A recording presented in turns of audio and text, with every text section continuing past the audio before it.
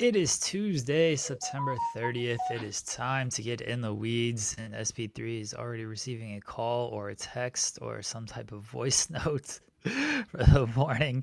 I'm Jeremy Lambert. That is SP3. How you doing, buddy? Doing well, doing well. Had a weird morning, but I am here to make it a little bit better talking on a Tuesday with all of you about a weekend in wrestling, a night of wrestling, everything in between. Happy to be here. How you doing, Jeremy? How was your weekend? But, it was a weekend. I was trying to think if anything happened, but no, wrestling was on, so watched wrestling. Is That's it what we is always it do. ever not on? This weekend's pretty low key. There's an Mm. MLW show. That's There's Collision. I think Collision's taped though, so not too Mm. big of a deal there. Yeah, this is a pretty on the lower end of weekends. This next weekend it's Crown Jewel, and then weekend after that And, is Wrestle Dream. So yeah, and Bound for just Glory and King of Pro Wrestling.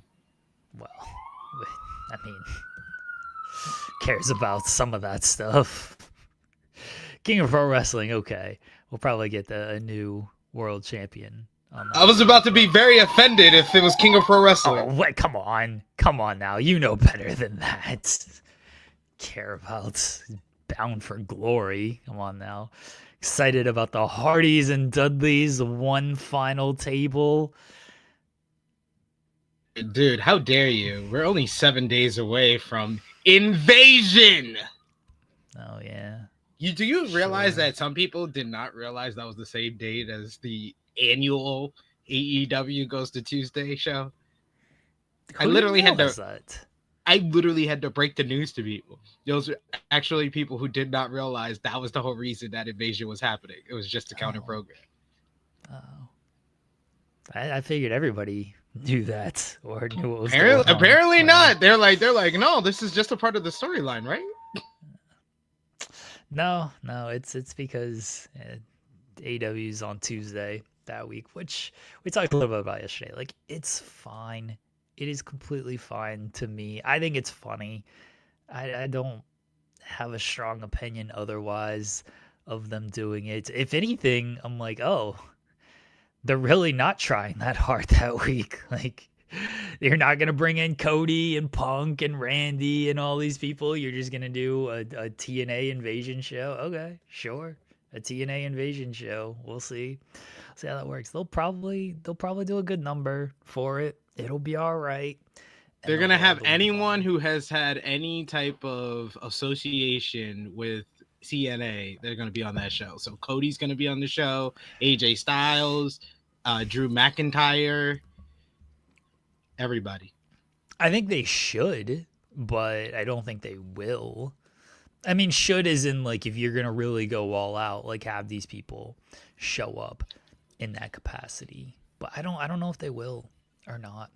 Yeah, Triple H is gonna open the show and be like, because he didn't get to work Invasion in 2001 because he was injured. Yeah. So this is his big shot to do it all over again. Do you think?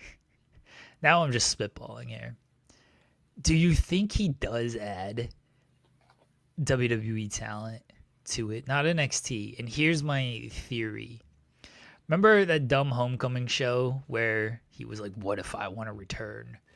What if this is his way of it's going to run TNA against NXT against WWE, and he doesn't believe Sean can like run NXT to do this invasion. Like I don't have faith in you, Sean.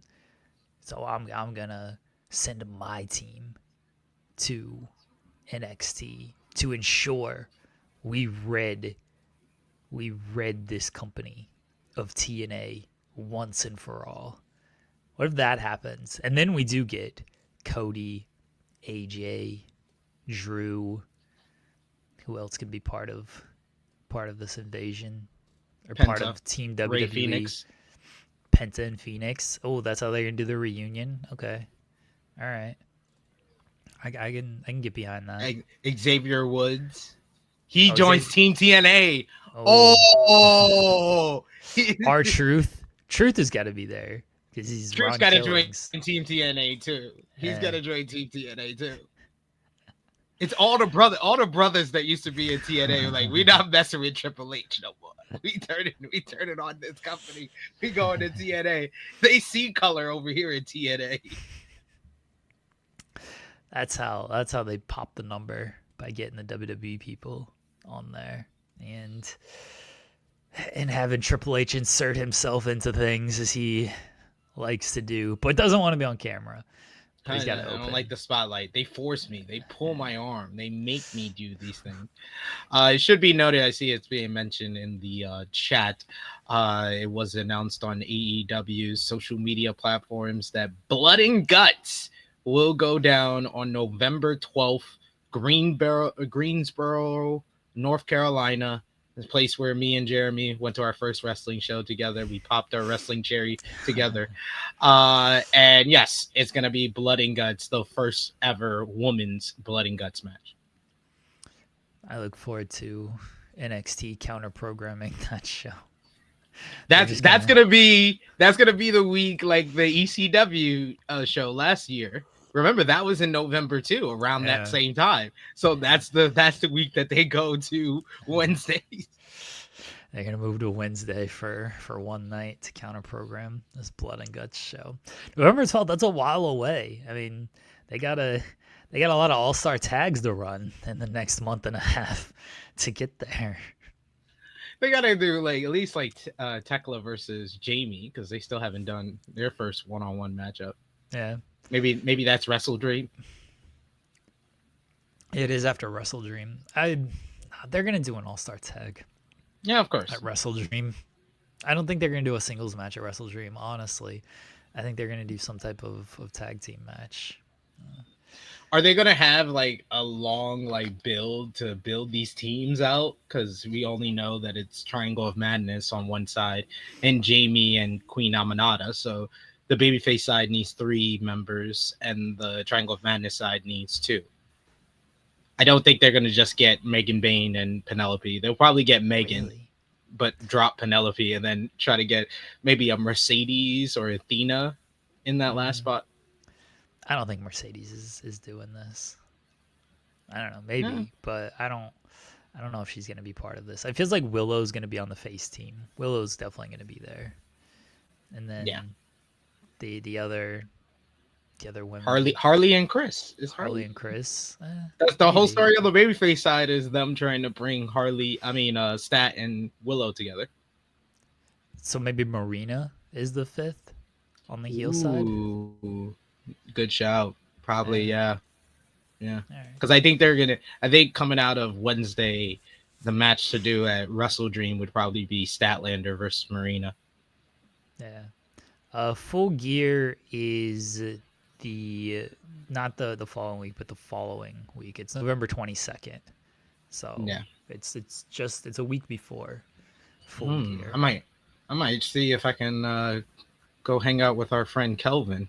Try to go to Greensboro for Blood and Guts. Might see if I could swing that. Okay, there you go. Do you think they should do the end of the tag team title tournament on that night? Like, just kind of have a full-on dedication to the women for that night? You got the finals of the tag team tournament, tag team title tournament, and then you got Blood and Guts for that show. I think you can draw it to if you're gonna do the finals of the tag team tournament on TV. You could pop 2 ratings instead of just popping 1 and doing it on that night. They should save that for another show, or I personally would do it at like a Full Gear, just to separate the tournaments. Have like the tournament for the women's tag team titles culminate at Full Gear. And you'll probably have a couple of people that are still in the tournament involved in Blood and Guts. So the Blood and Guts will be used to build to that final. I think they're going to do it at a pay-per-view. I don't think it will be a television special or anything like that, or be on TV. I think it will be at the pay-per-view. But, just again, spitballing of, hey, what if we do kind of an all-women show without saying it's an all-women show, of doing the tag team title tournament finals and Blood and Guts on this thing. So we'll see. what they decide to go with. We don't have brackets. We don't have teams or anything for the tag team title tournament. We have no idea. Yeah. We have no idea what anything is happening, but I like the fact that the conversation has been centered on the women's division over the last week. They've made particular changes that have allowed us to kind of talk more in depth about the women's division, whether it's Chris Statlander winning the women's championship, her turning down the Death Riders offer, the women's blood and guts, the women's tag team titles. It's actually some different stories that are being told in the women's division. So we've come a long way from where we were even just 2 years ago. Yeah. The women's division is only up and up in AEW, and hopefully we'll get more details on the tag team title tournament this week or next week with all of that, because the last time Tony announced a women's tournament, it took 3 months or so to get any type of details, because everyone was injured. Everyone was just injured. So, and don't worry, you'll get the finals of that at the end of the year. He announced it in the beginning of the year. You get the finals at the end of the year. You would think that this is like a 128 person tournament that has gone on the whole year with the amount of build and anticipation he's been getting for this tournament. Yeah. Announced in April. The finals will maybe take place in December. Hopefully, fingers crossed.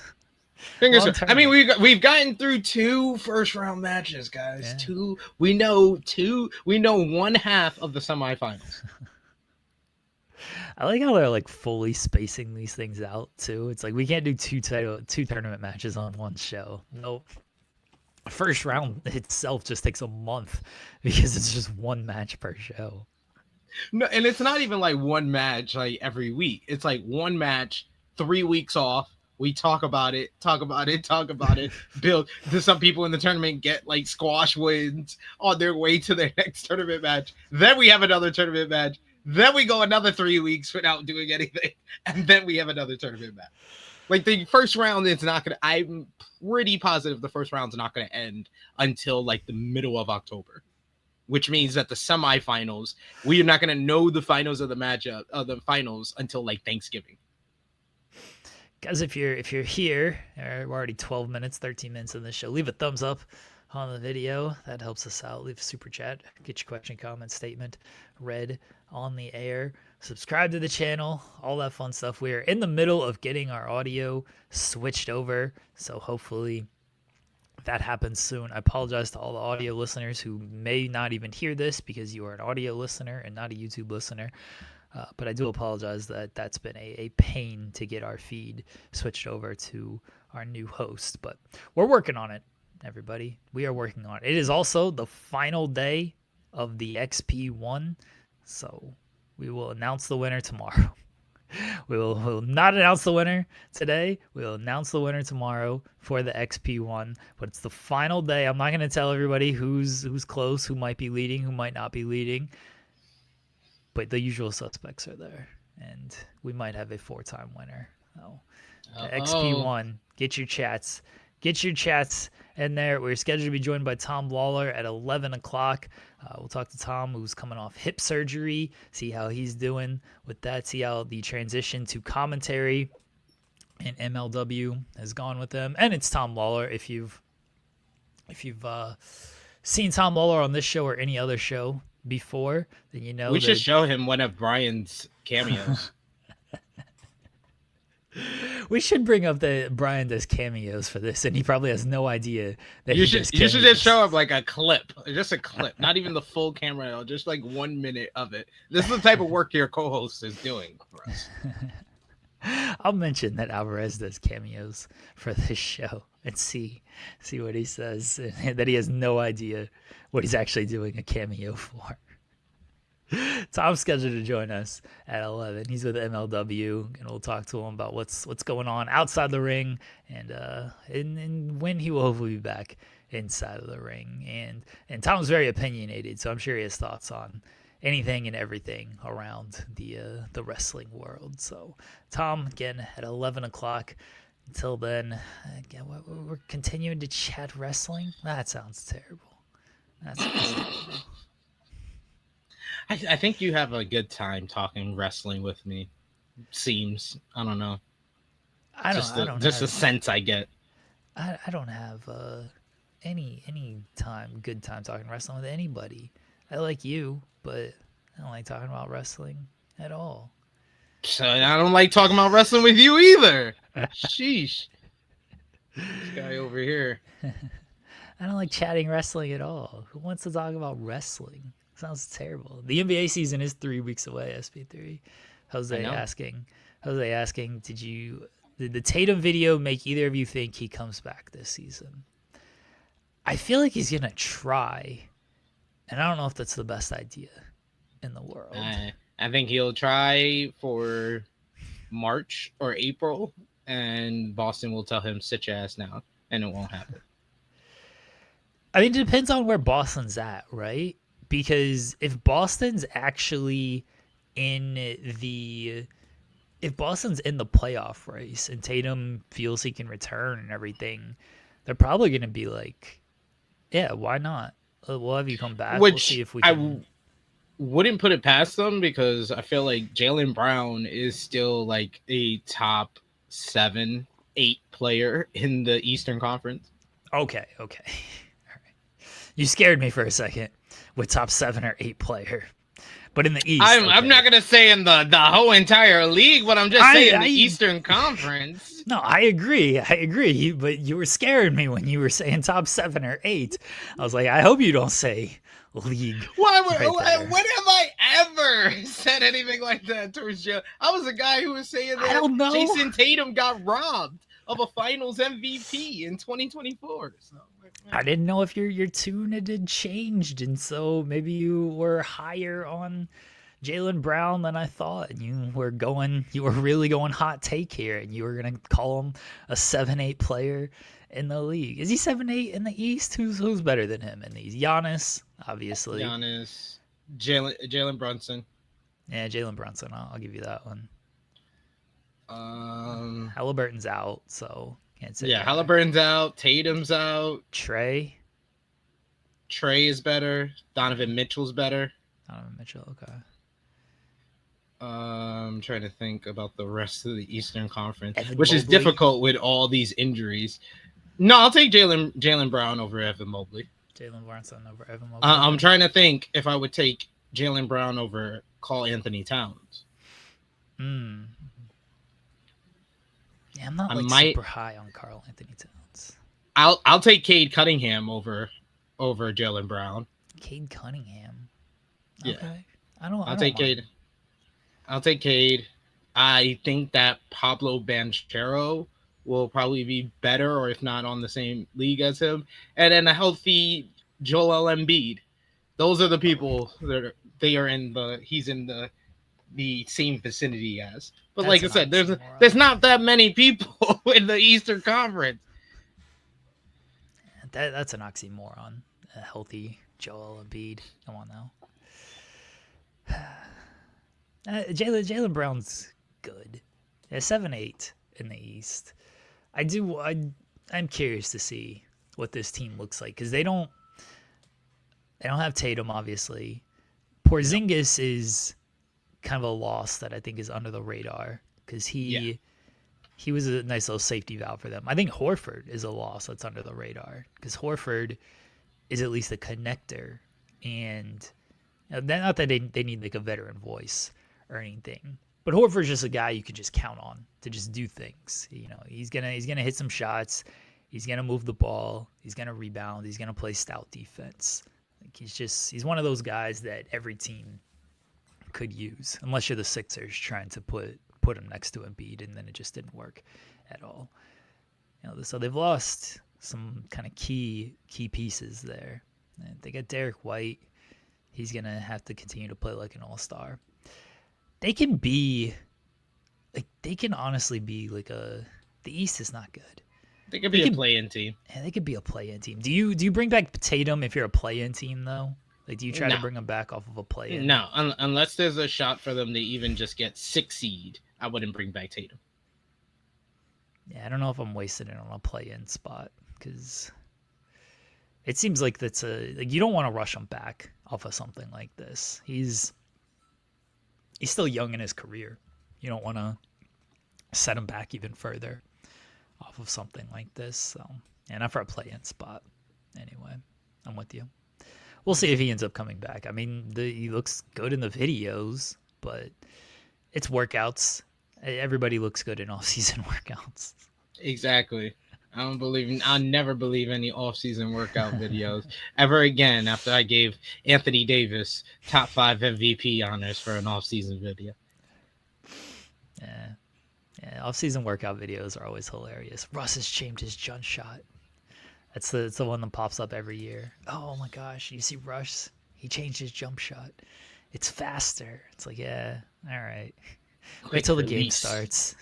Wait till the game starts, and then let's see how his jump shot looks, because I guarantee it's going to look the exact same.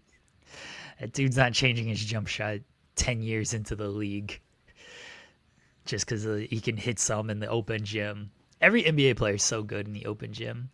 Yeah. Everybody. That's why, I mean, I watched Tobias Harris just run on like a YMCA open gym. I mean, Tobias Harris is a good player. But Tobias Harris is just dominating these dudes. It's like, yeah, if Tobias Harris walks into your local Y, yeah, he's going to destroy I think everybody. Adam Morrison could walk into the local Y and dominate. Yeah. These guys are in the NBA for a reason. Luke Longley could walk into the Luke Longley was a beast. Luke Longley was beastly. He'd be posting everybody up, jump hook. Exactly. Luke Longley would be unstoppable. I saw that Anthony Davis has to wear Kareem goggles. We'll see how that affects him for the next Kareem Abdul-Jabbar. He's not a Laker anymore. You don't have to gas up Anthony Davis like you used to. I'm still high on him. I think that Dallas was my prediction. My hottest take to start things off is all 3 Texas teams in the playoffs. Yeah. You don't have to gas up Anthony Davis anymore. He's not a Laker. You don't have to pretend like I'm a fan. I'm a fan. I'm not pretending. I just speak the truth. Where's Anthony Davis in the MVP rankings now? 12. 12? Yeah. Oh, okay. Mm-hmm. Okay. Yeah. That seems a little high. That seems a little high. Yeah. I mean, if Dallas makes the playoffs, it sounds reasonable. Yeah, 12. I'm just kidding. 12th is fine. Luka Doncic, top 5 MVP. I mean, I can see that.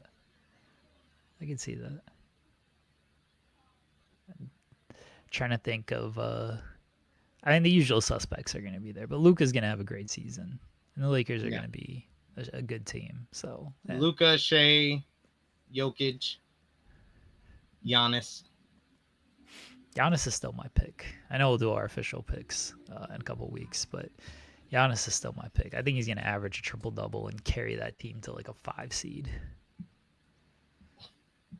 We shall see. We shall see what happens here. Yeah, they're gonna make some moves as well. I don't know what kind of moves, but they're gonna make some moves as well. No, delayed grads. Actually, last night's Monday Night Raw wasn't actually half bad. What happened last night on Raw? Roman Reigns returned again. It's a week, so it means that Roman Reigns has returned again. No, I thought it was a good episode of Monday Night Raw. They've kind of gotten into kind of a stride as of late, the last like 2-3 weeks, where their best story that they got going on in WWE right now is probably the Io Sky Kabuki Warriors Rhea Ripley storyline, and that started off the show with a good follow-up to the ending from last week's show.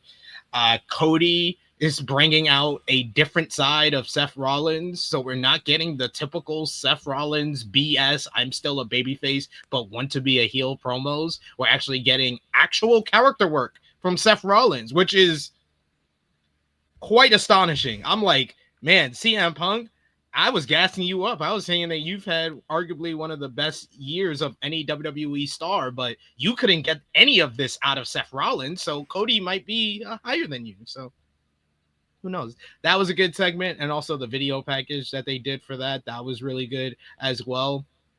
The main event, of course, like you said, had Roman Reigns coming back, and we continued the story of Jey Uso's now layered character work with that backstage segment with him shading his own twin brother, and then his twin brother just kind of on the sidelines while the two main eventers celebrate at the end of the show. Really good stuff. More Roman and Jay stuff. Yeah. Okay.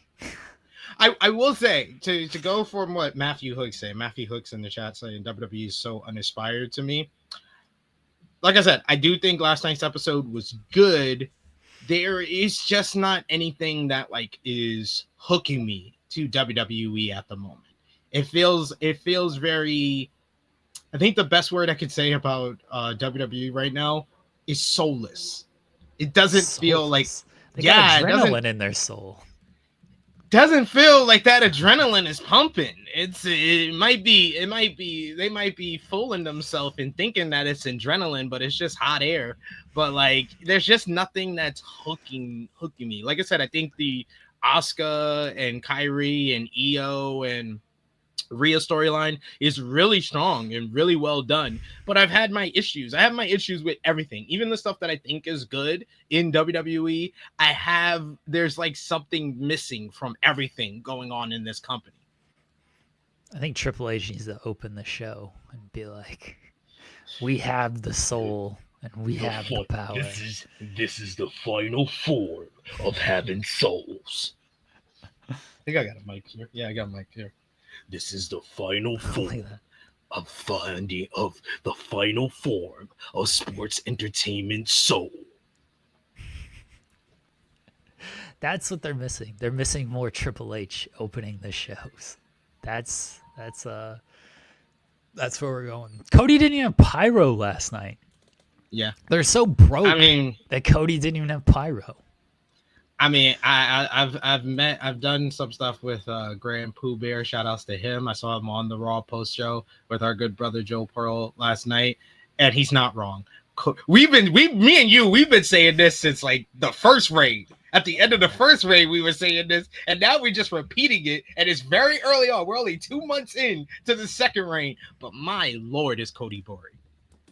Cody has been getting something out of Seth Rollins, so I could compliment him there, and he's getting something where Seth Rollins is more interesting. But just because Cody is getting that out of Seth Rollins does not make him more interesting. He's still boring.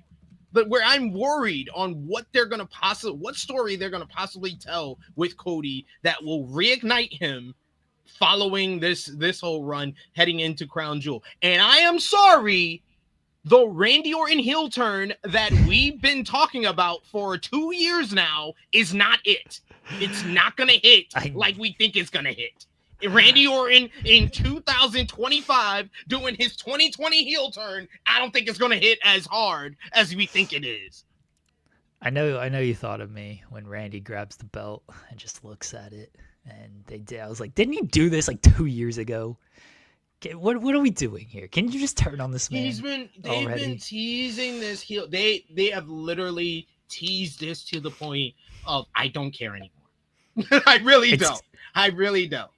I'm with Graves, by the way. I do think it's Brock. I think Brock. I said this the other week. I think Brock is interfering in this Crown Jewel match, and I think he's going to help Seth, and that's going to lead to the War Games match. But that's how Seth is going to win. And so, why am I getting a thumbs up off of that? What the hell? Anyway, that was a great idea. That I just had. Nah, I think Brock is going to help him with there. So, I can see that. Yeah. I can see that. That seems like a match they would do at like Survivor Series or something. I don't know. Even though I think they're gonna do another Drew match too. So I am sorry. Like it's kind of like when everything seems so like predictable and you see everything coming from like a mile away, it doesn't make it feel like this is an engaging, exciting character that we're watching, which should be one of the more important factors of being the face of the company, is that everything you do builds excitement, builds intrigue, builds interest. And I haven't seen that from Cody since like the KO feud, to be honest. Part of the issue is what I've been saying for a while is like, and you just gotta mention it, it's like, we know he's just winning. And that gets a little old. I mean, that's what we got tired of with John Cena for years. And now, in retrospect, we all appreciate John Cena. But if you lived through the John Cena era of him winning, everyone hated it because he just, it's LOL, Cena wins. And this is where we're at with Cody. I think the feuds make sense. I think Drew was a worthy contender. I think Drew did his best to talk himself into that program while Cody was out. But then just Cody won a kind of mediocre match. And it's like, oh, here we go. It's just Cody winning once again. Okay. And then Drew just fails again. So Drew just looks like a failure. Kevin Owens was a failure for months. AJ Styles just failed. Solo Sikoa fine. But it's like they can't do just one match. Yeah, it's like all of Cody's feuds needs multiple matches, and it's just like, dude, like this is just a law of diminishing returns. Like this hasn't worked as well since the KO feud. I felt like that was like the peak for Cody Rhodes as WWE champion, was that KO feud, because KO did such great and powerful character work that made Cody's character feel engaging. I feel like Cody is much more I like my thought before WrestleMania, because going into WrestleMania, I had already assumed, and we were predicting here on the show, that John Cena was going to win number 17 at that event. So going in, I was like, yeah, this is going to be for the better, because I feel like Cody's going to be more interesting chasing the title than he would be having the title. Cody's chase was not that interesting. He was gone for half of it. So, I was about to say, he wasn't there for most of it. Then he came back and he was kind of right back into it. He won the tournament. He won the King of the Ring. And then it's like, okay, they're going to do this again. And then they screwed it up by John Cena just turns back babyface. So it wasn't even like a real chase of a babyface chasing a heel. It was just more convincing John Cena. And they're like, all right, yeah, we'll just turn him because this whole heel run has failed. Yeah. So I'm hoping that we can get some type of shakeup. But the fact that the challengers for the coming months for Cody Rhodes seem like they are either going to be or are going to be Brock Lesnar, Drew McIntyre, and Randy Orton, all people I've seen him face more than once. And like with Randy, I've only seen him face him once since he's been back, but we need some fresh feuds to make Cody feel like an exciting, engaging character again, to me. See, I think Cody is great, by the way. And SP3 has said, Cody's done really good stuff with getting stuff out of Seth Rollins. So I don't want to fully knock this as like, oh, Cody isn't doing good work. I actually think Cody is doing fairly good work. And Cody's issue is not even so much his issue. It's just that they don't have interesting people for him, or the people that they do have, we've seen. And again, it ends the same way. Like, can we get just something a little bit fresher in there, or just move stuff along a little bit quicker? I think the Rollins stuff is good. There's a good story with Rollins, and they're telling it. But I was like, all right, Cody and Seth, and you're only doing it because you have to do these crown jewel nonsense matches. So it doesn't even feel like it's an organic thing of why it's happening. It's like, oh, we're doing this because Crown Jewel is coming up, and we do this Crown Jewel championship. And so these are the two champions. They're doing their best with that. But again, it just doesn't feel organic. Like this was the natural point for them to meet again. We know why they are meeting again. And that's kind of the issue with Cody right now. Again, it's not even fully Cody's fault. Now, look, the match with Drew wasn't good. That I can put a little bit on him. The layout wasn't good, but the match with Drew wasn't good. But it's a lot to do with just like booking and just them not having any real fresh ideas for Cody. He's doing the best with the material he's got. The material isn't the greatest right now. But you know he's QB1? I don't know if you know that. He's QB1. Yeah, in case you weren't aware, he is QB1. And I disagree. I think someone in the chat was like, oh, if his character was Sale, he wouldn't be getting reactions. There are like 2,000 examples in wrestling history of people who got very loud reactions with stale characters. Stone Cold Steve Austin, The Rock, Roman Reigns. like, dude, these are all characters who are stale. And trust me, I could turn that right back on you and say, if his character wasn't stale, would he have been booed at WrestleMania 41? Would fans have been cheering more for John Cena than him at SummerSlam if his character wasn't stale? His character is, if you don't want to say his character is stale, that's fine. His character is somewhat stale. He still gets reactions, and that's fine because that's how the nature of the beast with the crowds in WWE are right now. They come very willing to play whatever game WWE wants them to play. And they will react big to the superstars. Cody, Seth Rollins, CM Punk, Roman Reigns. They will always react big to them. But you have to, the creative side is what makes a character stale. If you're not coming up with interesting storylines, you're not having them have interesting matchups and exciting matchups, then their character is going to come off stale, regardless of how loud the fans cheer for them when they initially come out for their entrance.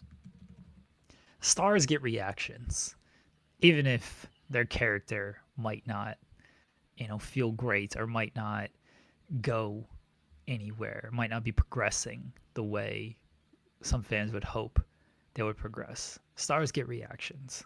I mean, everyone's going to do the whoa. Everyone's going to cheer when the music hits. LA Knight continues to get reaction. I'm not saying LA Knight's stale or anything, but once you kind of establish yourself as a guy who gets good reactions, you continue to get that reaction, especially when you have something identifiable. Like WWE music sucks, but Cody's music is very identifiable. And so when the music hits, people still react. Like Seth, everyone sings his dumb song even though it's supposed to be a heel. So he still gets a reaction. Seth was not exactly changing things up coming out of WrestleMania. And actually working like a heel, talking like a heel.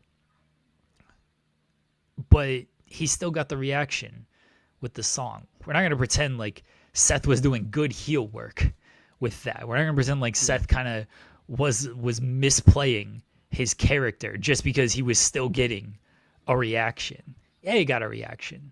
You're singing a song. His music hit. People cheered or booed. Some people booed, but people cheered for that. Reactions don't dictate how their character is, especially if you're a star, especially if you've established yourself on that level. And Cody has, which is a credit to him.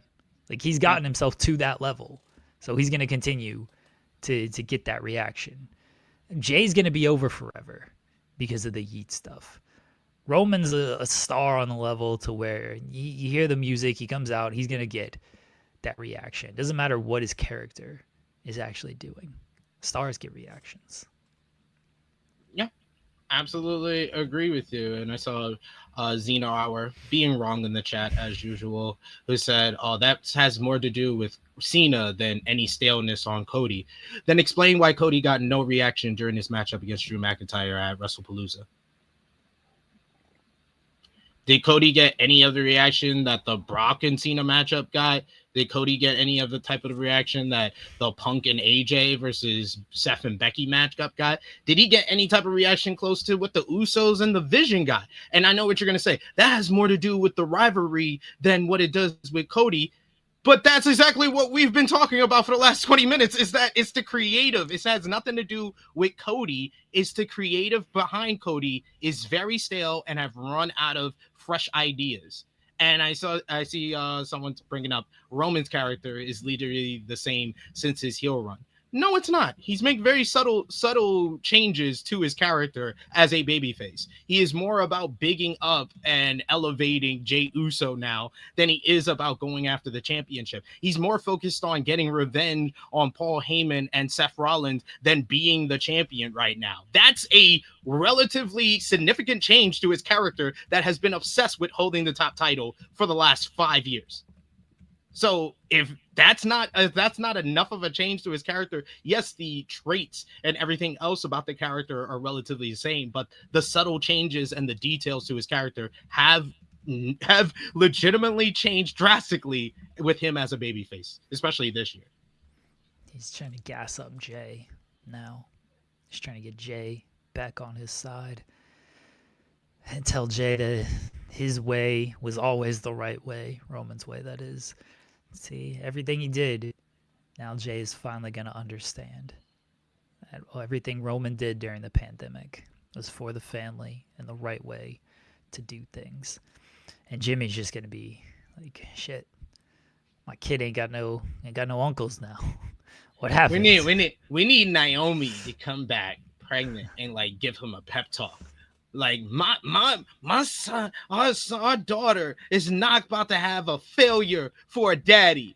Our daughter is not about to look at their uncles and say their uncles are more successful, their cousins are more successful than their daddy. You better step up and show them you're on their level. I'm for that. Like, you didn't proceed with caution. I had to relinquish this title. And then you're going to come back and you're going to be third fiddle again? You're going to be third wheel again to them?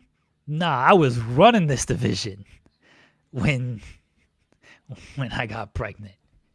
You better run your division and step up. Provide. I don't want to be going to Roman and Jay for these handouts. You better provide for this family. We need Naomi leading the bloodline. You do. She's the tribal queen. Yeah. Who cares about Roman? Let's get Naomi running this thing. That's what we need happening. Absolutely. Here. Absolutely. I don't think Jimmy's joining the Vision or anything like that. We don't need any of that. What else happened on Raw? Yeah, Roman returned. Good for him. I love Roman. Just come back, get the big pop.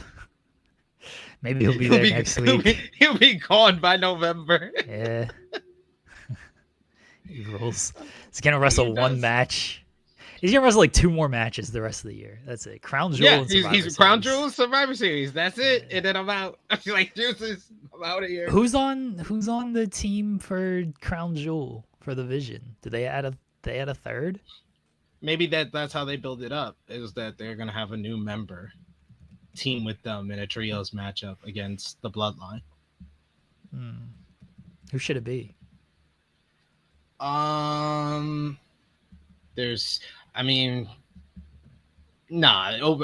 wouldn't work. He wouldn't work.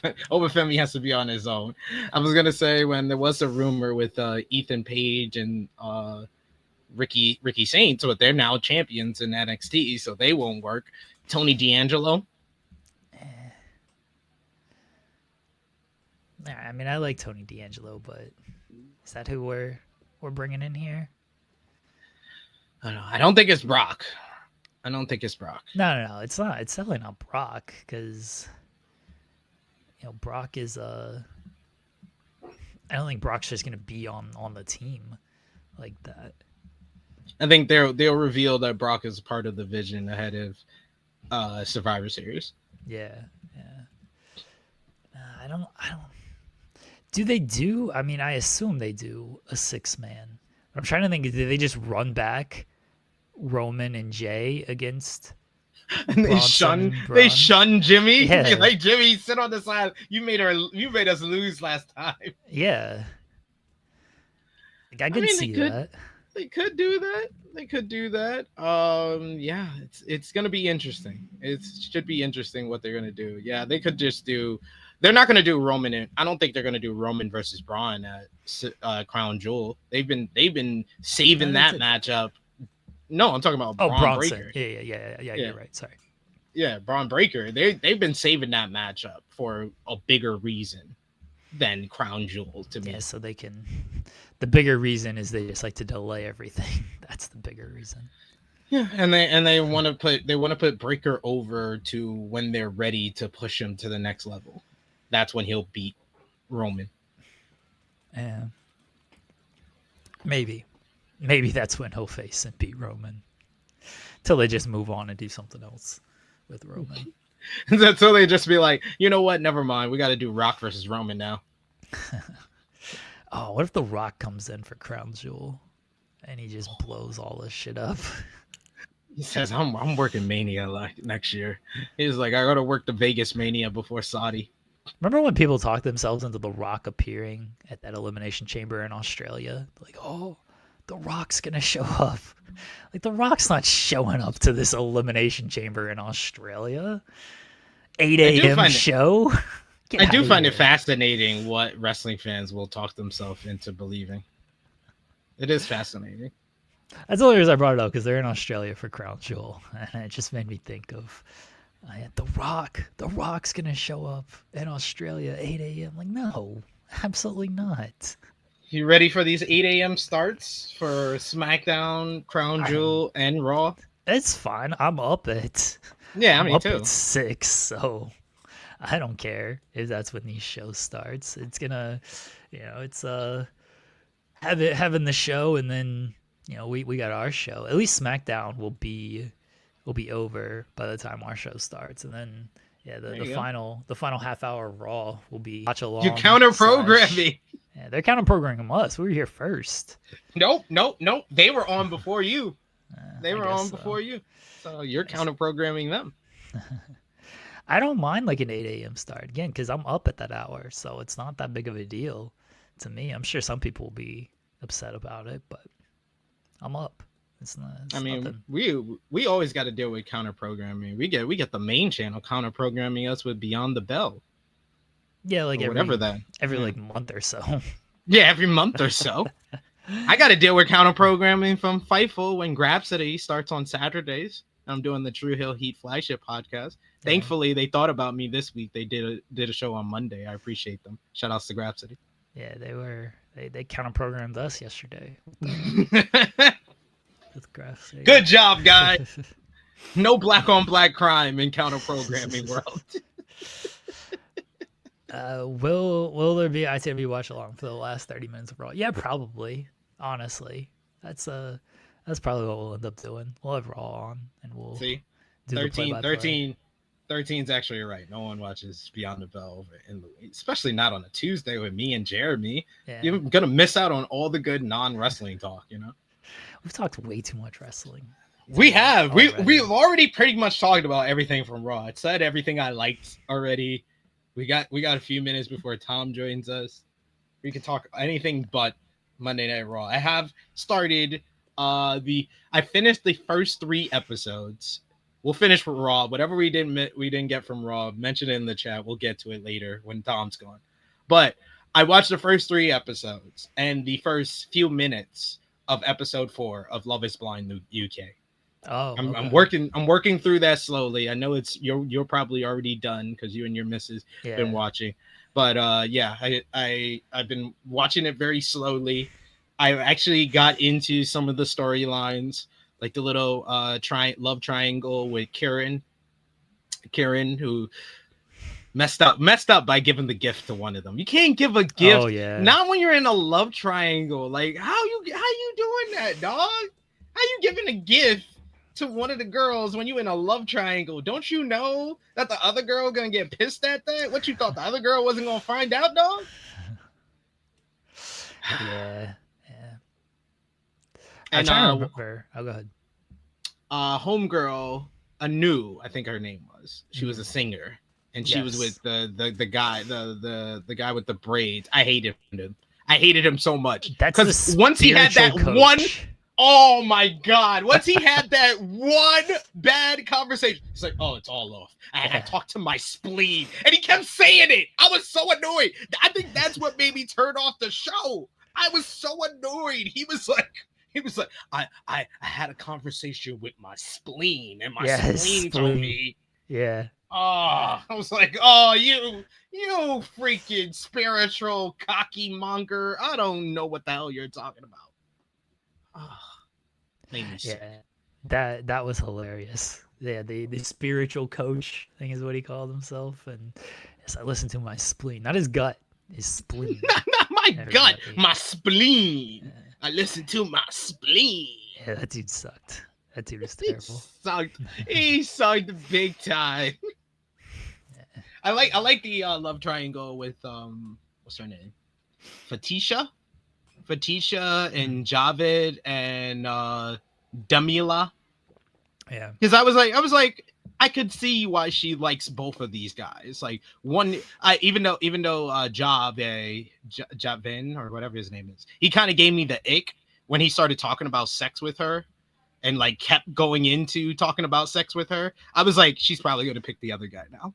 I was like, you can't. I was like, dog, you kept like she answered the question and then you kept going back to it. I was like, yeah, I was like, I'm a dude and I got the ick. I know she got a little bit of the ick. I was like, she's probably gonna pick the other dude, so I wasn't surprised when she went with Demila. We have, real quickly, we have very important breaking news here. It's not really breaking, but very important news here. SP3, our pal, the great Haley, who used to do a show on this channel before she left for other ventures. That'll put butts in the seats. She spoke to the one, the only, Jack Perry, and we have some jacking off news. Everyone can go to Vice.com, check out Haley's interview with Jack Perry. Jack Perry says, I did not know I was going to be out for as long as I was. I thought I was going to be off for a month or two and then be back. But then things just change a lot, and that's how it goes. Out for a year. They kept this man off television for a year. It's going to be a month or two. And Tony Khan just kept teasing us, and he didn't want to ejaculate until he finally did. Can't believe we waited that long to bring back Jack. But now we're all happy. All the jack-offs are excited that Jack is back. I think it was just a simple miscommunication. He said that he was told a month or two, but he didn't let them finish. They said a month or two away from 1 year off of TV. I think that Tony Khan needs to rethink how long he keeps his biggest star off of television. I agree. That's why they put Kenny Omega on the 6th anniversary this week. Kenny Omega is back. That is true. He's back this week. I kind of would have loved if kind of would have done something different to bring back Kenny Omega. I don't know. Maybe him like after Kyle Fletcher beats Orange Cassidy, have Kenny come out and go after the guy who took him out, then being in a tag team matchup that doesn't have the guy who actually took him out. You know, I don't know. I would have done a little something different. I'm just preparing myself because I know that's going to be Jimmy's first complaint about Dynamite. It's that we're just bringing back Kenny Omega in a random trios matchup. You're pre-complaining for Jimmy? Yeah, like... I'm pre-complaining. So when he does complain, I'm going to be like, I heard this already. I heard this from someone who said it a lot better. I heard it from myself as my complaint. I respect that. I respect that you are just preparing yourself for what Jimmy is going to complain about. Kenny's back. It's good. I don't mind. I don't mind the way. And it was a good episode. It was a good episode of Collision this week. That Kyle Fletcher versus Commander slapped. Commander looked really good in his return match back, and I like the setup for the 6th anniversary as well as Wrestle Dream and everything else. It feels very focused for AEW at the moment. I saw there was a lot of people that complained about Dynamite last week. I did not have the same complaints, but we'll see what they can do this week. It seems like it's stacking up for a big show. I mean, it's 6th anniversary. It better be a big show, Tony. You better put on your best show ever, because it's 2.5 hours. I'm gonna complain loudly online if you do not put on a great show. Hey, Vala, I tried to bring it to Love is Blind, but this guy wanted to talk about Jack Perry so bad, so we talked about wrestling again. Of course I wanted to talk about Jack Perry. What do you mean? Yeah, you heard Bad Bunny's going to be in the Super Bowl halftime show. Who? Bad Bunny. Professional wrestler, Bad Bunny. I don't know who that is. Booker was hilarious on Friday. I loved him. It was awesome. He's always hilarious. He's always hilarious. I really don't think he knows where he's at sometimes. No. He has no idea what's going on. Oh, he popped me so much with the beginning of SmackDown when he was like, yeah, I just want to give a shout out to Corey Graves. Hope you're feeling very good.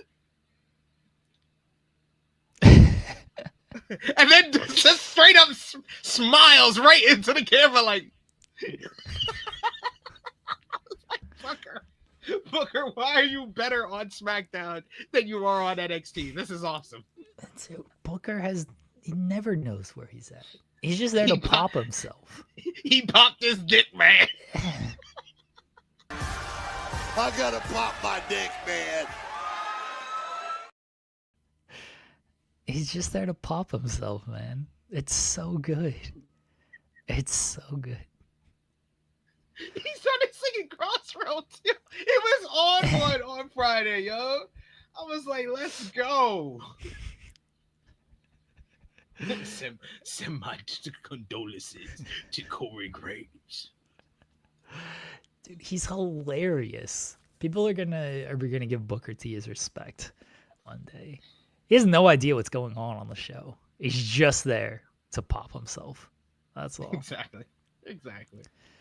All right. Tom Lawlor is here. If he's ready, he can give me a thumbs up. Well, that's Tom Lawlor, who is now professional commentator. He's always been a professional commentator, but now even more so, professional commentator. We'll ask him what he thinks of the commentary stylings of one Booker T. Tom, are you ready? Can you give a thumbs up? I don't know if he can hear me. I don't know. He's intently looking at something. Yes, Bad Bunny made a song called Booker T for a reason. Because he's the best. Yeah. Tom is still checking things out here to making sure everything's good to go. Yeah, see if we're good to go here. He's Thomas J. Lawlor. I don't know if that's his real name or not. That's his lawyer name. Yeah, as I say, that sounds like a Thomas J. Esquire. Mm-hmm. Bill S. Preston. Ted Theodore Logan. Yeah, Joel's saying he's making sure he really wants to be on this show. He's been on the show before. His first time with me, though. Yeah, he might not remember being on the show, which fair, but he has been on the show before. There you go. I think Booker T may be a better commentator than wrestler. Oh, he's 100% better. Tom, are you ready? Can you hear us? Okay, he said yes. Okay. All right, everybody. He is Tom Lawlor from MLW. He's on commentary. He's recovering from hip surgery, and we welcome him to the show. Welcome back to the show, Tom. How you doing? Not too bad. Did I have the audio muted and you guys were talking to me? Is that what yes. was happening? Yeah. I was wondering. I was waiting for the Iggy to jump in, and I was wondering why I wasn't added to the video for a while. But okay, that was user error on my part, which is not the first time that's happened. I saw you like pressing buttons and stuff. I was like, I don't know if you can hear us or not because I was logging out of X Hamster. Well done. Got to do business now. See, Tom Lawlor's over here popping his dick before coming on this show. I mean, I don't blame Booker T. So, What do you think of the commentary stylings of Booker T? I love it, actually. I'm here to talk about doing commentary for MLW this weekend, and to be fair, I wish I had a little bit more Booker T in me when I'm out there. No, not like that. I don't want to popping it in me, but this interview already off to a great start. You just gotta yell absurd stuff, Tom. That's all Booker does. Is he just yells absurd things? I know he's already got he already has the lead on all the good sayings, like "shuck it, duck it now." Like, that's the one I want to get that in there, but I can't with him around. And he steals off of like the Kool-Aid Man because he says, "Oh yeah, man, oh yeah." Yeah, I love listening to Booker T. Actually, I was thinking about it as I was watching SmackDown this past weekend, since he's not usually on there. But I thought he's been doing a great job. Yeah, I mean, obviously he's so over the top that sometimes it's tough to take him seriously, but it's professional wrestling. That's what started our whole conversation, because I was like, the condolences to Corey Graves popped me so much. It popped.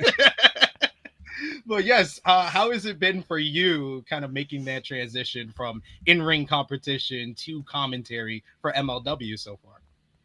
Yeah, I mean, there's certainly a learning process, and being able to sit next to Joe Dombrowski at the booth is a great help, but it also makes you realize how far you have to go in a lot of the situations, because he is so good. He's so on top of things. Realistically, I don't need to be there. Joe could just do the shows by himself, but lucky enough, I've been allowed to be in the booth and lend what expertise I have. I've done commentary before for mixed martial arts shows, for wrestling shows, but doing it on a regular basis is a different thing, rather than being brought in as, an analyst for a few matches, or, kind of like a sideshow. And it's a departure from what I'm used to. In a lot of ways, wrestling is easier, because you get in there, you do your 10, 15, 20 minutes or whatever in the ring, and then you're done, right? I'm out there now for 4 hours at a time. And let me tell you, after that 4 hours is up, I'm wiped out. I'm wasted. So, how you feeling with everything after surgeries, and how's recovery going? I mean, not too bad. I have a new hip. I had a full hip replacement on August 19th. I do rehab a few times a week. I mean, I don't want to bore everybody, but I mean, I don't foresee myself ever going back to the kind of schedule I was wrestling at in the future. Maybe in 2026, I'll be healthy enough to get back on the mats and train a bit, but that's still months and months away. So I've got still a long road to recovery. And, quite frankly, I don't think I'll ever be pushing at the pace that I used to. If I do get back in the ring, and that is an if, I'm sure it'll be on a more limited basis, maybe just some of the bigger shows, some of the bigger opportunities that I have, like MLW shows, stuff like that. Not necessarily, flying around the country doing independent shows every weekend, because, as much as I love it, I'm sure that aided and took a toll on my body. I'm 42, right? I have a hip replacement. Every time somebody asks me what I did, I have to go, well, it was arthritis, so, and I think I can blame that just squarely on obviously the years and years of MMA and wrestling, but also these last few years of travel. Yeah. And you really kind of tapped in on MLW, being like a competitor in the ring. Now you're on commentary. I know, what is kind of your overview of where MLW is at right now that it started kind of a new era at Fightland, with Cruel becoming the new MLW heavyweight champion? Yeah, I mean, I think what MLW is doing is what they've been most successful at doing in the past, and that's finding a core group of guys to focus on, and then also having, just some of the best talent from around the world coming in and wrestling on the same shows. Obviously, Cruel has been a mainstay of MLW for the past few years, brought in as part of the Contra unit, and now is the leader of Contra. But when you look at the kind of style that Cruel brings in, the kind of the kind of matches that Mads Kruger has, they are hardcore matches. There's a number of other guys on the roster who are very, very good at that style. Obviously, Matt Justice, who is in this House of Horror, Chamber of Horrors. Chamber of Horrors. Let me get it. Oh, right. I know you've seen the original Chamber of Horrors. Oh, of course I have. Yes, of course I have. I am waiting to see who gets strapped into that electric chair. Believe me. Maybe I'll channel some Booker T during that match. Oh yeah! As whoever's burning to a crisp in front of me. But like you have guys that can do hardcore matches. You have like powerhouses like Hammerstone, Bishop Dyer, Kojima is another one who I think doesn't get enough credit for being a really strong, powerful fighter. And then luchadors from around the world, some of the best Japanese talent, both in the men's and women's division. So it's like a varied group of wrestlers. And if you look back to when MLW came back into existence with One Shot in, I want to say 2017, it might have been 2018. But they've always kind of carried that varied roster. And I think that's the key to continued success. We have a super chat from one of our listeners who says, "Why are you dodging Koguma? Why do you hate the Kuma dance? And why can't you get along?" This guy wasted his money on a super chat and misspelled my name. He didn't get my name correct. He did misspell your name. Yeah. Volv's a regular too. He's a very nice guy, but clearly. Nice guy, bad question. I'm not dodging Koguma. As a matter of fact, I am so confident in the beating I would put on Koguma inside that squared circle.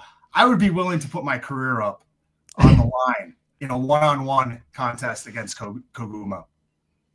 There you go. Yeah.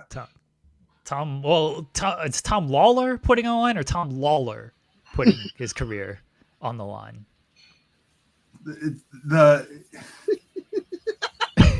Me. I don't know what you're asking, but I know if OR was putting his name on the line, or ER. OR. Okay, all right. Have MLW officials been impressed with your commentary? I mean, I'm still on the booth. You know what I mean? I do need some direction sometimes, but the fact that I haven't been canned yet, I guess, bodes well for me. I don't know what my future will be. I mean, by this point, we didn't know if I'd be back wrestling. Didn't know what, kind of my status would be up until a couple months ago. So the fact that Court, allowed me to kind of have this opportunity for the past few months has been a great help to me, both mentally and financially. So hopefully I get to continue on in the future, but you never know. There's always a shift. It seems in MLW, whether it's backstage trying to move forward, whether it's on the commentary booth. So hopefully I can do the best job I can this weekend and kind of solidify myself there. Very nice, very nice. But you're watching wrestling like you do for commentary in MLW, but we know that you watch wrestling from all over the world with what you do podcasting wise with Brian Alvarez, who's also in the Weeds legend, by the way. I don't know if you're aware of this. He does cameos for us every month, but we don't know if he knows the bit or not. But you Probably are not. someone. No. So okay, let me give you background on this, Tom. We on YouTube, you have like the crowns of like the top chatters are listed and everything. So at the end of the month, whoever did the most chats, we give them a prize, and the prize is a cameo from Brian Alvarez. And so for 3 straight months, the same person has won, and Brian has buried this person every single month.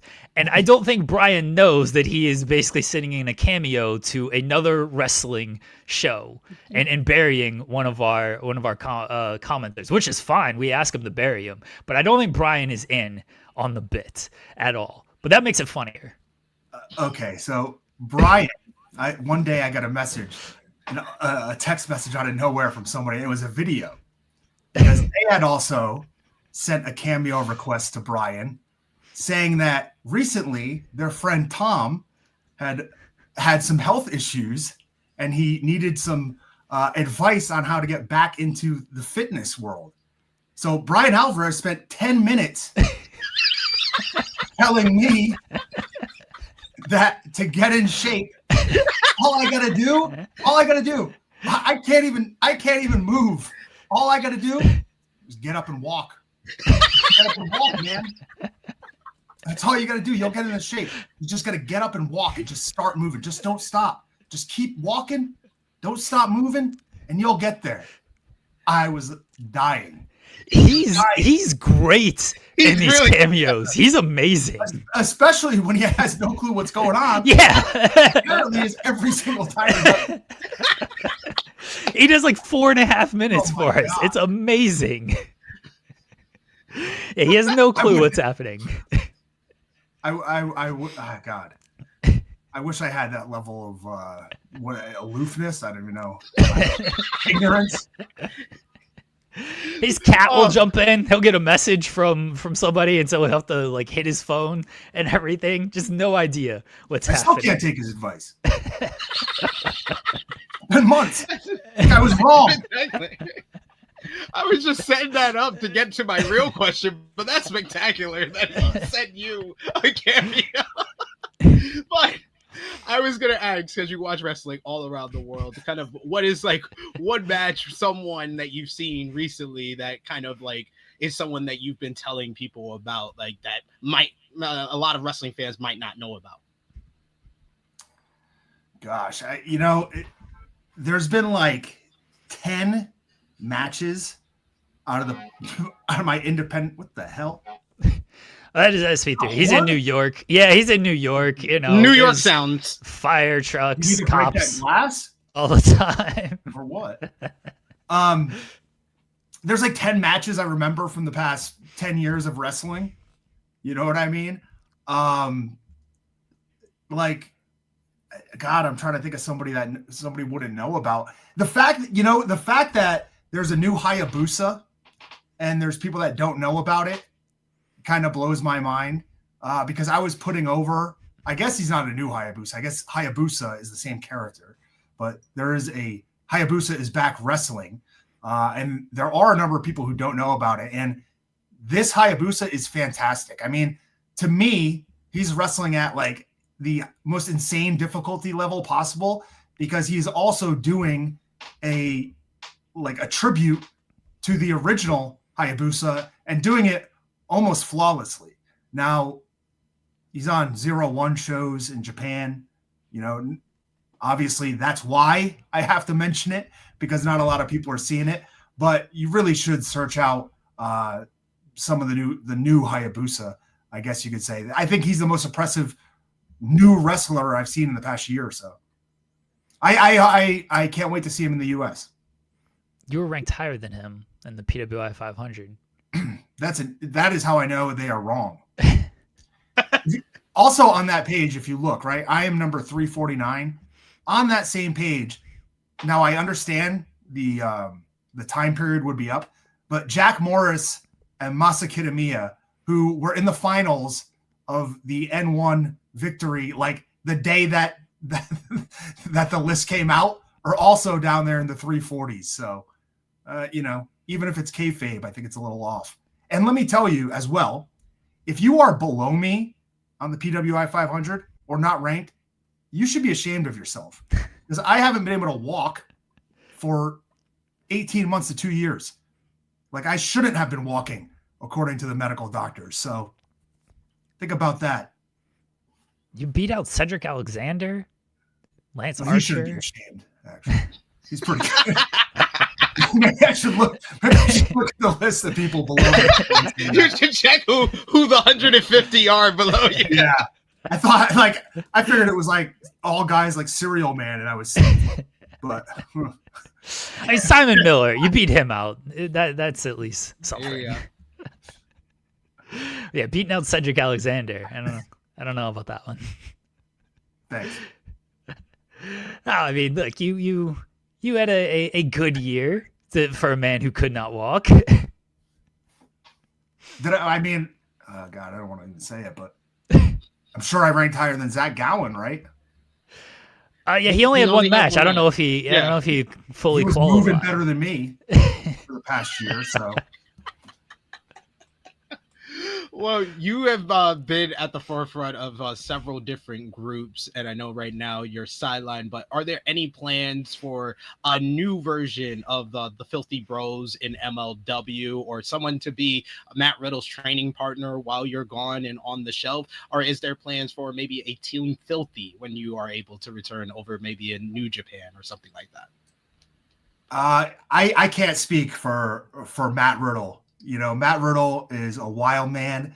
I was happy to be by his side in the Filthy Bros. And, you know, if he needs me and it doesn't force me to put my health on the line, you know, I'll be there. I can be there for moral support. I can watch tape.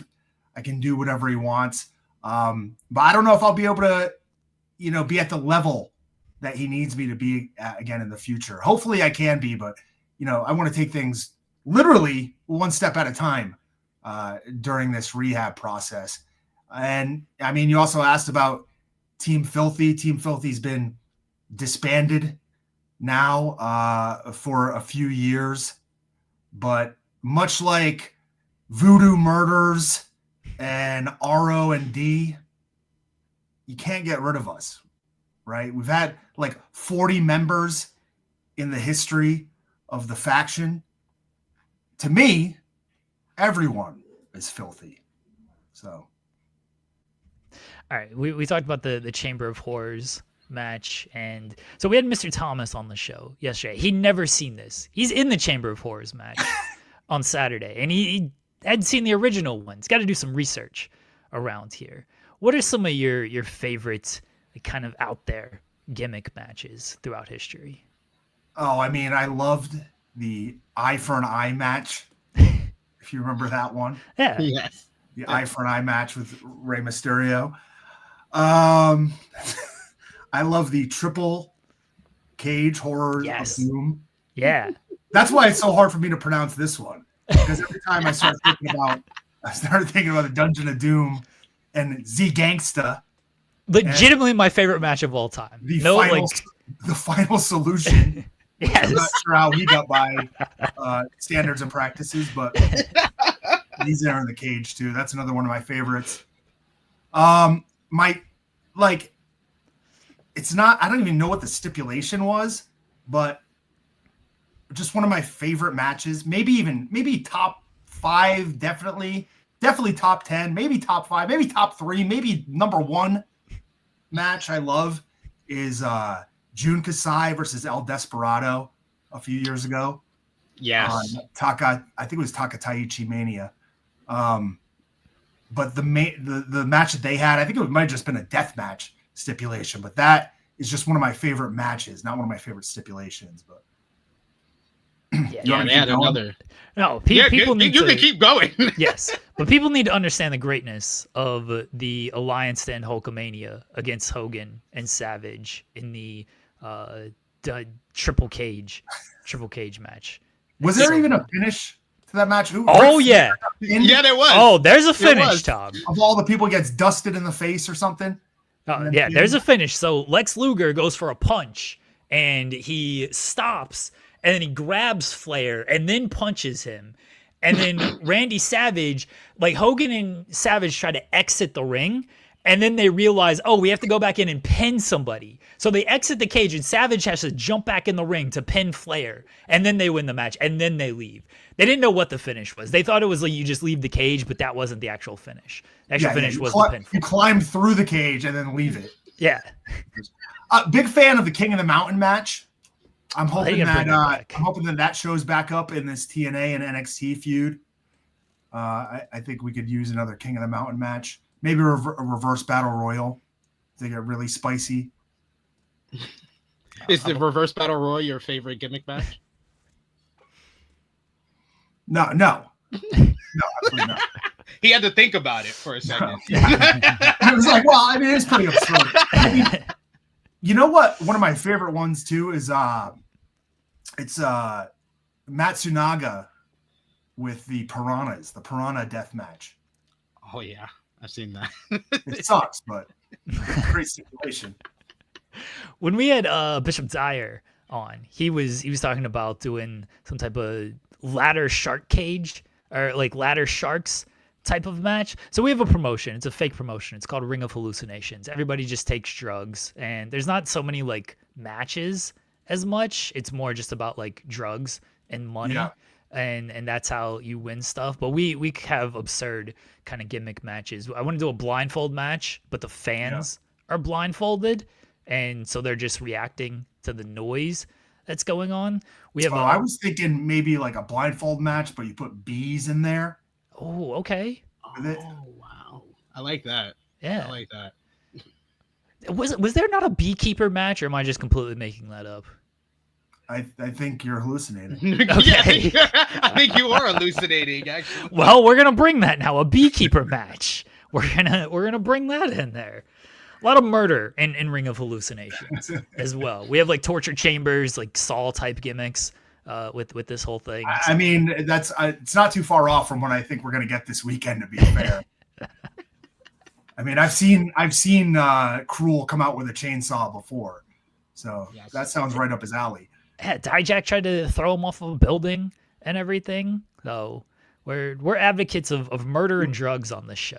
One of the skyscrapers tried to throw him off a skyscraper. Yeah, ironically, he survived. Everybody picked up on that, but You can't kill Cruel. He's a tough man. Yeah, we're poaching more MLW talent. Every MLW talent that comes on, we sign to Ring of Hallucinations, and then MLW gets mad at us. And like, why are you stealing all of our talent? Like, we're not a real promotion. It's okay. well, if you need commentary, let me know. Yeah, I was just about to say that. We need you on commentary. Me and Ring of Kojima. Hallucination. Do you want to be a drug mule for us, Tom? Can we do that?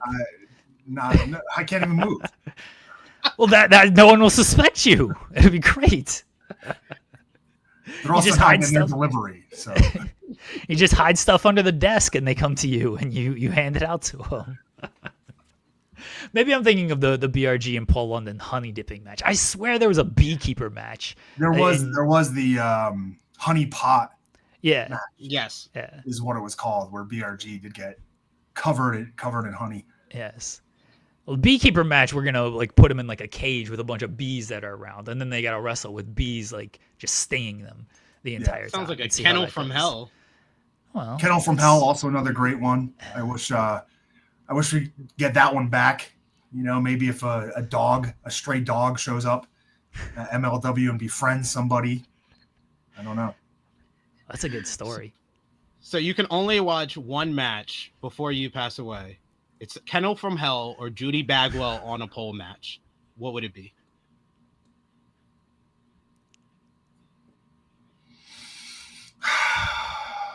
I think I'm watching Judy Bagwell on a pole.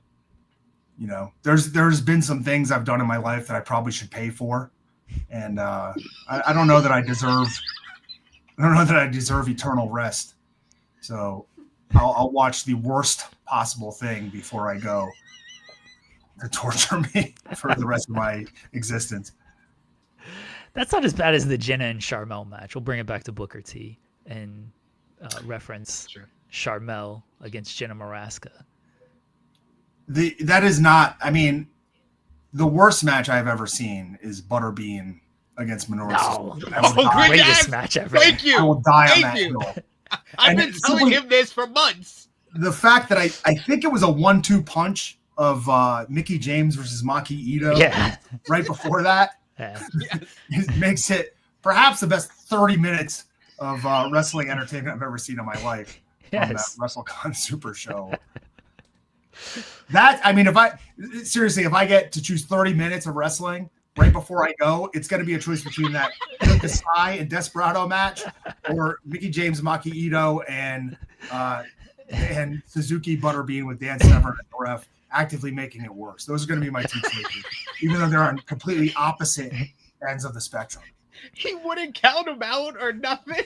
Like Dan Severn. He was holding them at certain point. He's like wrestling them. I don't know if he's applying the move or taking it off. I have no clue what this guy is doing. No, I loved it. It's one of the greatest matches ever. It's so good. It's so good in how bad it is. Xavier Woods says it all the time. Like, there's so many great matches out there. Every week, it's a new 4-star, 5-star match. Give me the worst matches ever. That we don't have enough of that in wrestling. There was a on MLW Fury Road this past weekend. There was a match, and it does not fit the bill of worst matches ever. But it was El Galeon Phantasma, which is a great trio from CMLL. Zandakan Jr., Barboza, and Defunto taking on Atlantis, Blue Panther, and Diego Hill. And this match was all over the place. You know what I mean? It was a big departure from what I expected, from what I usually see. It was wild. It was feral. And I loved it. I was so excited just watching that match because it was so different than some of the polished wrestling that we see nowadays. And I loved it. I mean, I think that's what's missing a lot of times from the action. I saw recently you were complimenting the main event of SmackDown from last Friday with the whole Jade Cargill getting busted open and then the kind of awkward finish. Like, what did you like about that matchup so much? I like that it was all over the place. You know what I mean? We see like some of the most homogenized professional wrestling on planet Earth every single week. Like Jeremy was saying, there's good matches all the time. I can watch any wrestling show and see a really good match. I can go on an independent show and see a really good match. It's very rare that you see things be so wild and all over the place like they were in that SmackDown main event. And to watch it play out on TV, I was captivated. And I can't often say that a lot of times when I'm watching wrestling because it seems like it's paint by the numbers. You know what I mean? They're following a formula.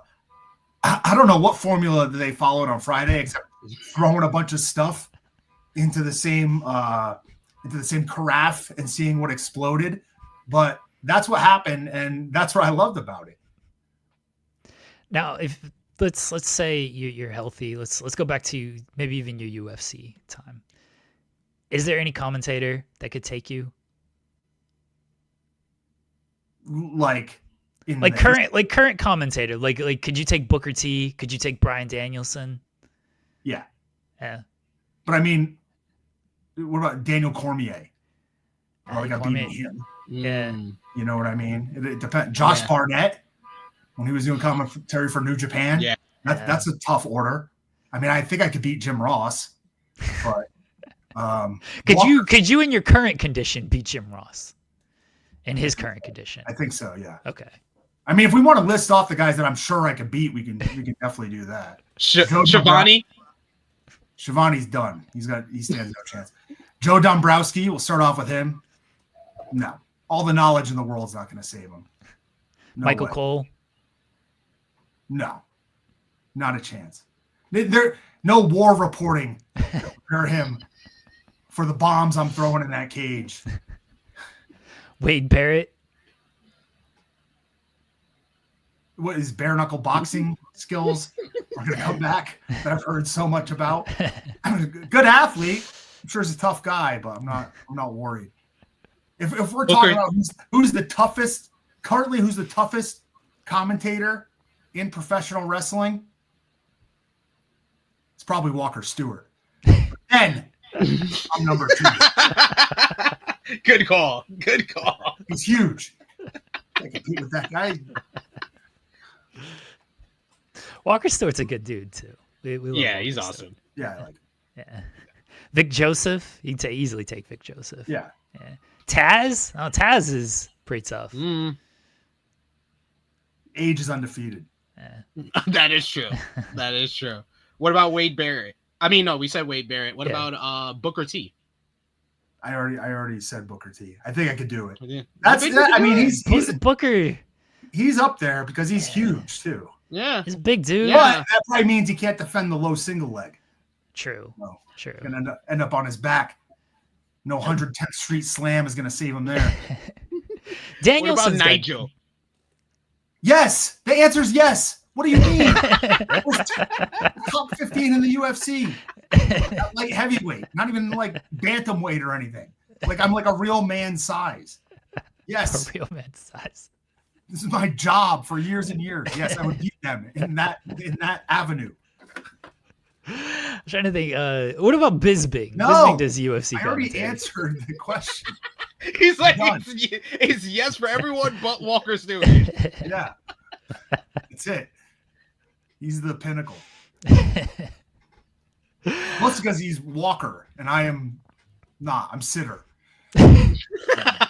Well, if you take Brian's advice and you start walking, then Yeah. you'll be all right. Maybe in a few years. There you go. Did you see Vanderlei get knocked out? I did see Vanderlei get knocked out by, I believe it was Acelino Freitas' son Yeah. in the corner. Now, I didn't watch the fight, but I saw enough of the ending to know that Vanderlei was headbutting this guy enough to get DQ'd. So, I mean, karma came back to bite him pretty quickly. You know what I mean? He gets DQ'd. He's fighting a guy that's 40 pounds lighter than him, older than him, headbutts him against the rules, gets DQ'd. A brawl breaks out. You got Fabricio Verdum throwing, a combination like he's in Killer Instinct Gold on N64. Somehow it doesn't knock anybody out. But Acelino Freitas' son throws a blistering right hand, puts Vanderlei out cold. Like I was concerned for his health. And they just drag him off into the corner as the brawl continues. He looked pretty bad in the follow-up pictures yesterday. Yeah. But I mean, he's talking about having headaches, memory loss. How much of that's from headbutting the guy? He put himself in that situation. Yeah. He's fine, so I don't really feel, well, I mean, to a certain extent he's fine, but I don't feel much sympathy for the guy in this situation. Oh, that was brutal too. I felt bad for him when he was just getting dragged over to the corner. At least I guess somebody had the sense to move him out of the middle of the ring, because that could have been worse. But that was so brutal looking.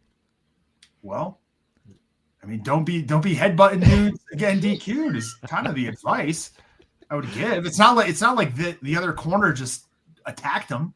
Yeah. You know what I mean? Yeah. Post-fight brawls in MMA and boxing, they don't always end well. I think that's one of the better ones, or worse ones. Depending on how you look at it. I mean, Depending how you do it. Habib jumping and double stomping Connor's team is still. Yeah, but you didn't have somebody getting flatlined like this one. And we've heard for years, right, about Crazy Horse, KO and Vanderlei backstage, these backstage fights with Shoot a Box and Vanderlei getting knocked out. And finally we have video proof that this is what happens. It is possible. Yeah. Seems probable. Vanderlei's been through so many wars too. I mean, that was a great shot that landed on him, but I mean, his chin was gone years ago. Yeah. At like 50 now, he definitely ain't got much of a chin. Yeah. I felt a little bad for him, but what can you do? What can you do? You didn't feel bad for him at all, Tom? No. Fair. No, once I found out the situation, no, not really. All right, fair enough. Tom, we appreciate you joining us here today. That's how we're going out. I mean, how do you want to go out? What else do you want to talk about? Follow-up. You're gonna have a follow-up question. Oh, this guy got flatline cold with after the fight. It was a brutal assault. You looked at it. We'll talk to you later. What a great guy we had on today. Could you take Vanderlei Silva? I'll take the money to try. Yeah. I'll What was the you were on last time and it was starting the GFL. They did the draft and it was all like 50-year-olds. Yeah. I think that's going well, right? I think he was on that. I think that this might have been the proposed first GFL show, but yeah, I mean, that went away quickly. Yeah, that was a grand opening, grand closing. I think Freddie Prinze Jr. Involved in that startup. I'm not sure. Poor Freddie. He's been trying to get that promotion launched for about 3 years now. I know. God damn it. Well, we should do partner promo punch in the face before he goes. I don't know if you played this with us the last time you were on the show, Tom, but we basically give you 3 names and you get to choose whether you want to partner with them, promo with them, or punch them in the face. You said promo? Yeah. Okay. So do it, a promo battle with the person. I was making sure you said promo. Yes, I wouldn't say any other words that rhyme with that.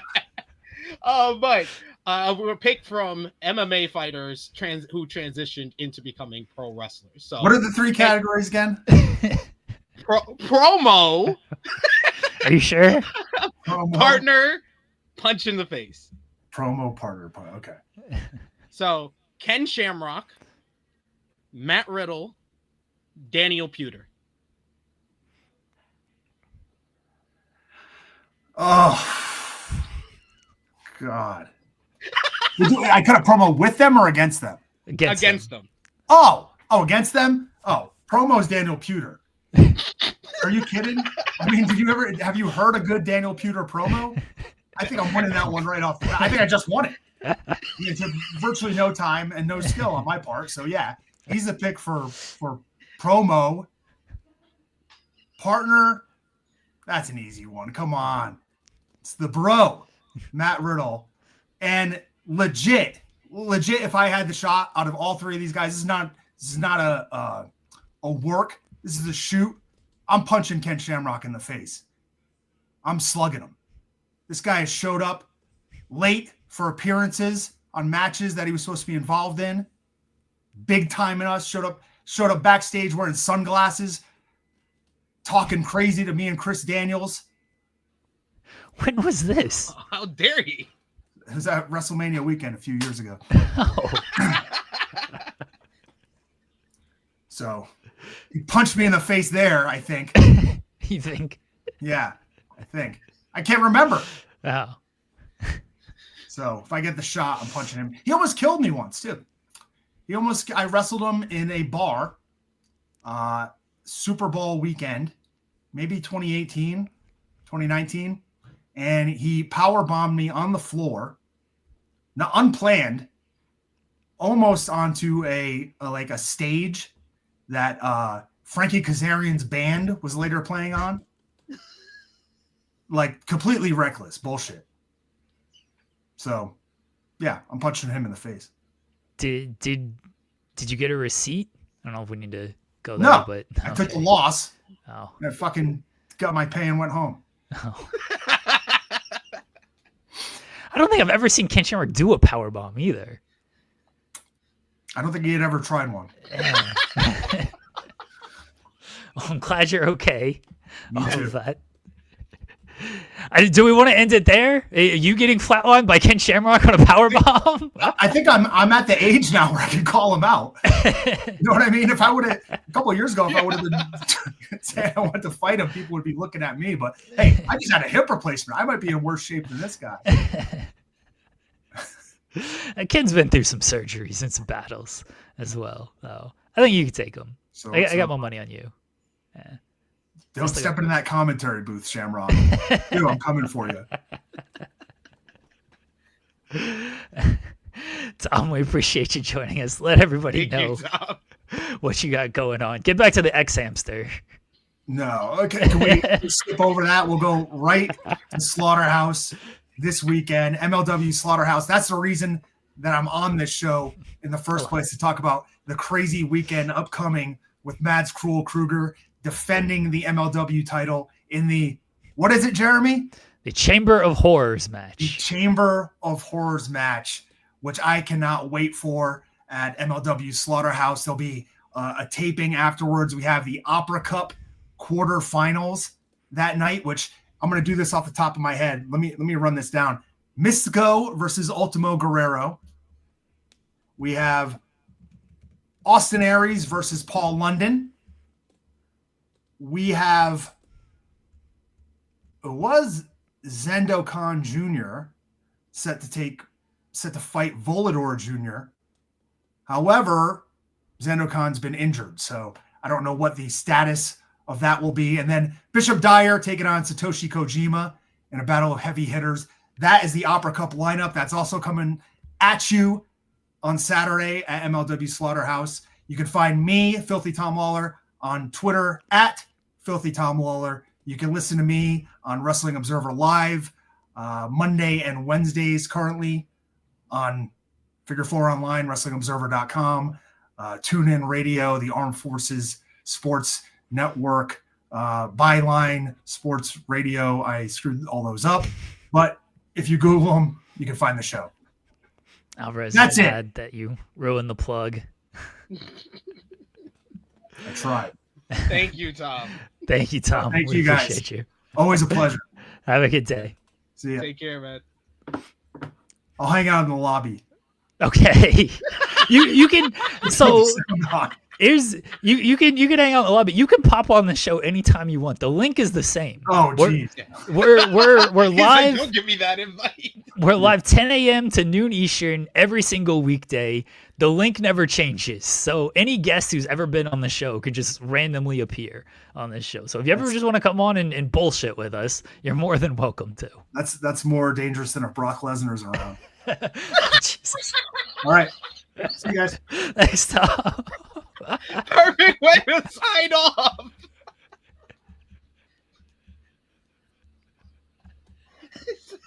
Tom's gonna get us canceled. That was awesome. I didn't even know me saying Ken Shamrock was gonna bring up some PTSD. Yeah. Over here getting power bombed on a stage by Ken Shamrock. Fuck. I'm glad I did the promo punch in the face gimmick this week. Oh, Tom's great. Tom's fantastic. Hopefully he doesn't include Brian Alvarez in on the bill. I don't think he will. The fact that Brian did a 10-minute cameo, didn't know it was him, is amazing. Absolutely amazing.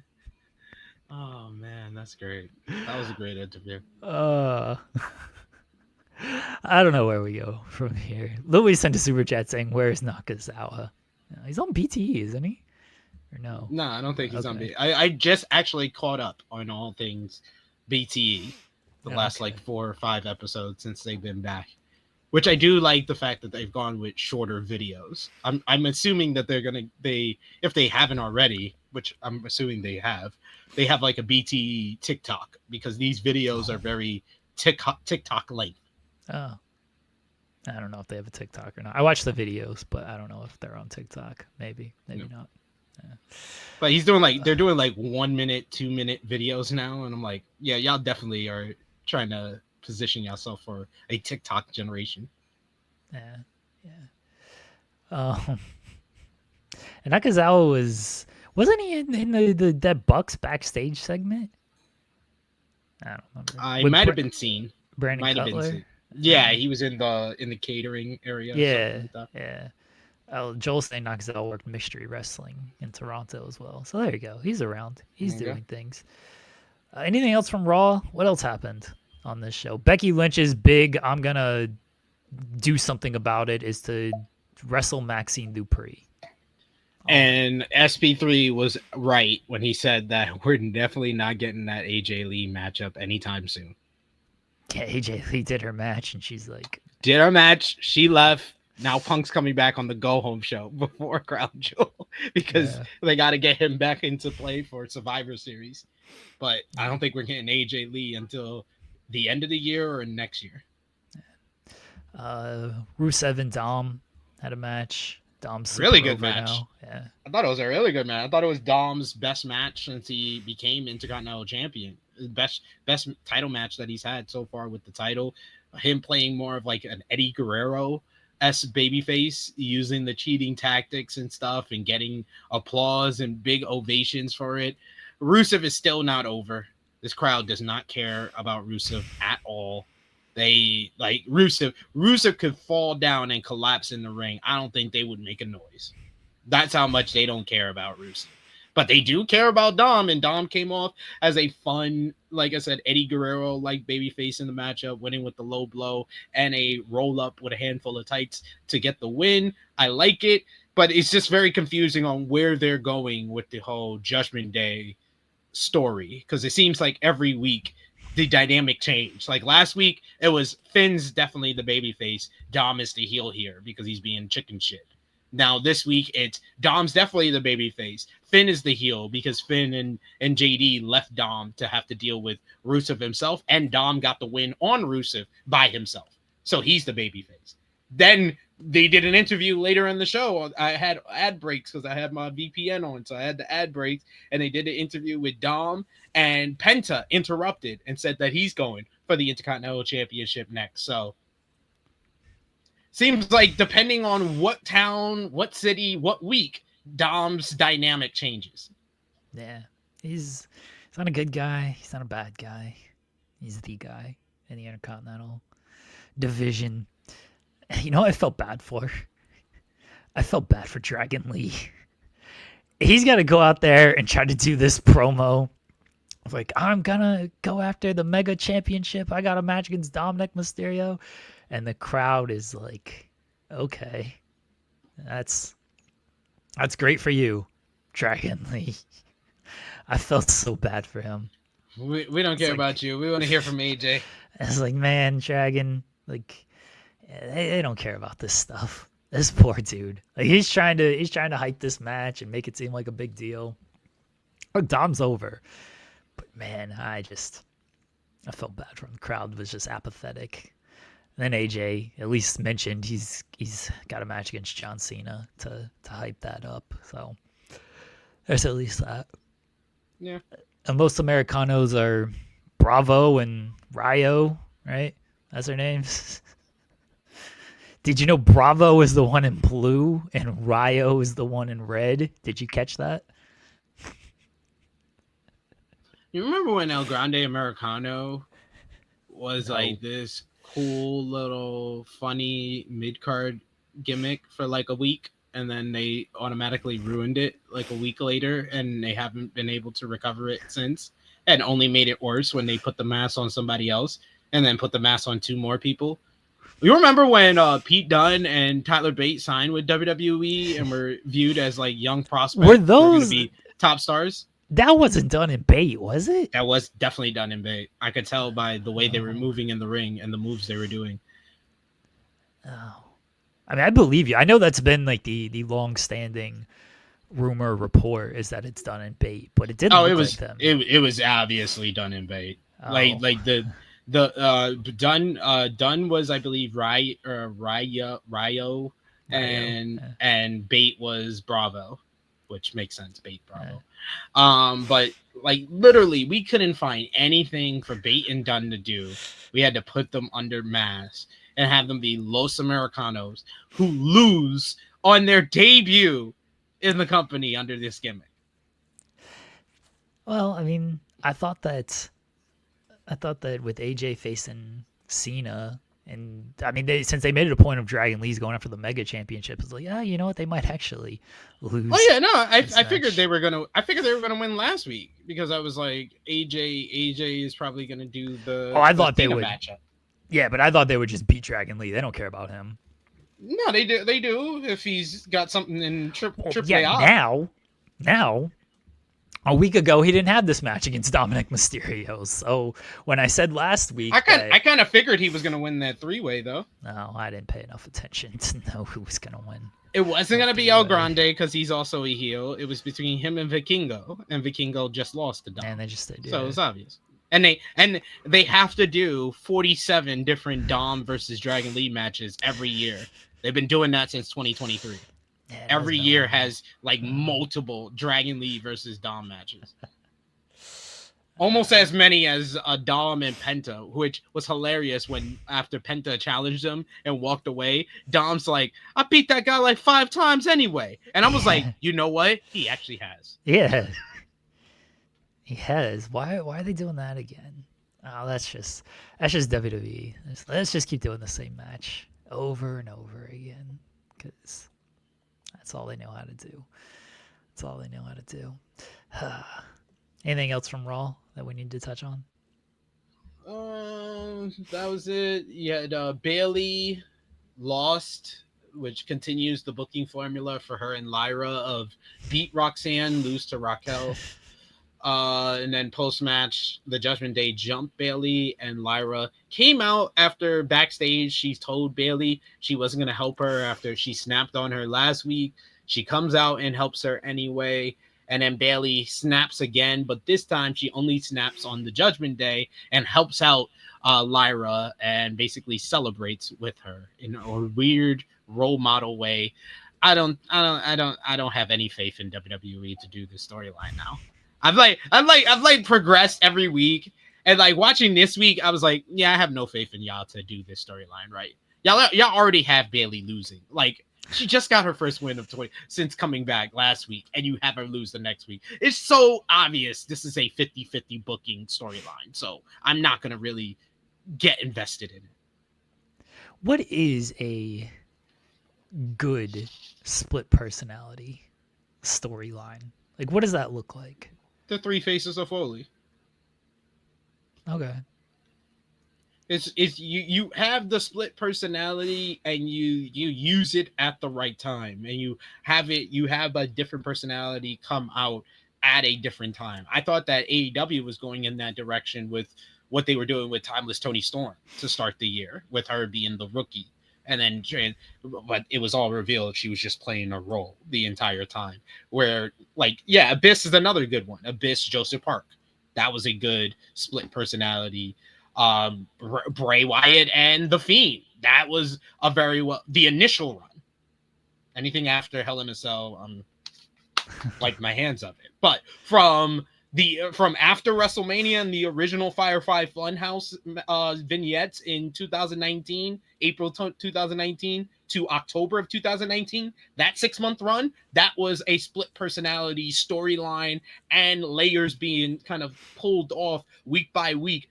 Very well done in that 6-month time span with Bray and The Fiend. I have not seen anything that gets me excited to get invested in this Bailey storyline so far. I think Bailey is invested, and I think that she'll perform well with the character and what she's been given, but I have no faith in WWE creative to actually have a payoff for this. So basically what you're saying is Bailey needs a mask, because that's where everybody else had something. They all had masks. So Bailey needs some type of mask. Maybe they can use that render they used, and that could be her mask. That face. Did you see this render? What? Oh, SP3. Hold on. I'll load it up. What, the half and half of Bailey and the Hugger? No. People in the chat know what I'm talking about. Hold on. El Bailey Americano. El Bailey Americano? No. Hold on, everybody. Let's pull this up here.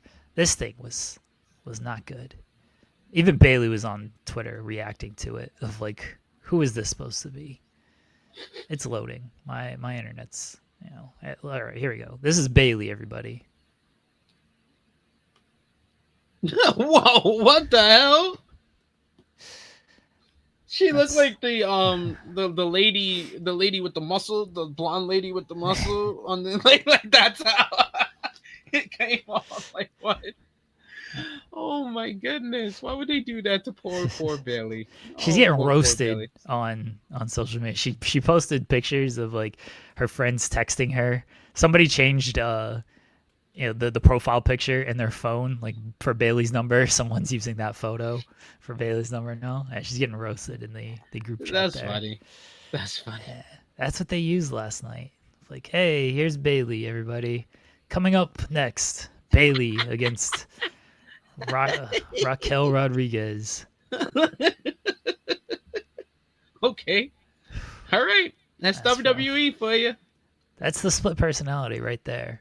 That's, you know, that's what she can wear. She can wear like a mask of that face. You see those like hyper realistic masks they got nowadays? You could just put that on there. That's what I think. So I think that was all from Raw. I think the only thing we did mention was LA Knight picking up a win against Kofi Kingston because it did not matter. It was fine. I just don't. I like the fact that there's multiple stories going on in the women's division. I don't like the fact that none of those stories have to do with the two champions in the division, Stephanie Vicaire and Becky Lynch. Well, Stephanie Vicaire has to have her annual match against Tiffany Stratton because of the Crown Jewel Championship. Why can't they come up with two interesting stories? Like, they came up with an interesting story for Cody and Seth. Well, there's history there. Yeah, I know there's history there, but, like, you could actually do some angles and promos to build up Stephanie versus Tiffany. You don't have to just, like, not backstage, do anything. Just backstage segments. That's it. Apparently, that's all they can get. And stare downs in the ring. Backstage segments and stare downs. That's it. The story, SP3, is Stephanie Vicaire is, you know, on a roll since joining the main roster, but Tiffany has been on a roll the entire year, and most importantly, SP3, you might have missed this detail, and if anybody else missed it, I understand, because it's a very small detail that you might not have picked up on unless you're like a super hardcore WWE fan, and otherwise might have gone right over your head. It's Tiffy time. And if you didn't know that it was Tiffy time, you might not get it. you might not get it from the 1,000 times she points to her wrist and says it's Tiffy time. Like great streams is just like me. Like, both women came from NXT, were given big pushes coming from NXT to the main roster. Like, they literally have parallel journeys on the main roster. Why can't you come up with a story for this? Like, what the fuck? Are y'all that lazy? Are y'all that pathetic? Like, WWE, that's the issue for me, is that they don't seem to care to try. Like, they are just so basically, what's the word I'm looking for? Complacent. Complacent with all the money, and content with all the money that they're making, that they don't seem to try anymore. Yeah. Well, I mean, that's all they care about is the money. That's why they go out there and be like, but they've always cared about the money, but we actually got to see them try for the last 2.5 years, and now I'm upset that stopped. Someone should, like, break Tiffany's wrist and storyline, not like real, okay? Someone should break her wrist and be like, I guess Tiffy time is over. Because then every time she points to her wrist, like, it hurts. Like, oh shit, it's not Tiffy time anymore. Oh, I can't do it anymore. That's the key. Where's we need to bring back Shayna. Remember Shayna would do the move where she'd like twist your arm and stomp down on it? That's what someone needs to do to Tiffany. That's what I would have happen. Sounds about right. Yeah. I would have Tiffany's wrist be broken, and then she can no longer say it's Tiffy time. Or like every time she says it, it's like Joe Hendry. She goes, it's Tiffy time. And like a clock. No. A clock just like hits her. Like, it just falls out of the sky. It's like a cartoon. It just falls out of the sky and just clonks her. And then Tiffy time is just like over after that. It's just over. Well, I mean, it continues. She keeps saying it's Tiffy time, but every single time, like, the clock just keeps falling down on her. Like, damn it, I forgot. And hits her. That's what happens. Yeah, the boogeyman in some ways there. Oh, yeah. That's what I would do with the Tiffy time and everything. Good payoff. Then she's got to like start ducking the clocks. And she's like, it's Tiffy time. And then she's like moving. She's like, it's Tiffy time. You never know where it's going to come. She might think it's like coming from above, but someone just chucks a watch at her and hits her straight in the face. Just Tiffy time. And then finally she will not say it's Tiffy time anymore. She's like, I'm tired of getting hit by these clocks. But then imagine like a year from now, after not saying Tiffy time for a whole year, She finally gets to say it. she says it again. And it's like this huge, built up moment. She looks around and she just like, yeah, she doesn't say it for a whole year. And then she goes, "What time is it?" And then she like looks around. And everybody starts like, yeah. Everybody else looks down. around too. They're looking up. They're like, "Oh no, it's been a year." And she's It's like, happening. "It's Tippy time." And then everybody's like ducking for cover as well. It's like the Pee Wee Herman when they say the secret word, like. And then a tower clock falls on her. Like Big Ben just falls on her. Just and that's the end. Plump right on the. And that's how we kill off Tiffany Stratton in this universe.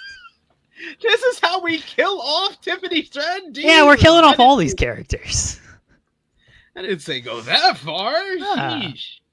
We're just killing off Tiffany Stratton with this whole gimmick. She's only like 26. Like we can't wait to kill her. We can bring her back. Oh, okay. All right. I didn't know if this was like TNA. If this was TNA. We'll bring her back as La Grande Americana. La Grande. Latina Ray.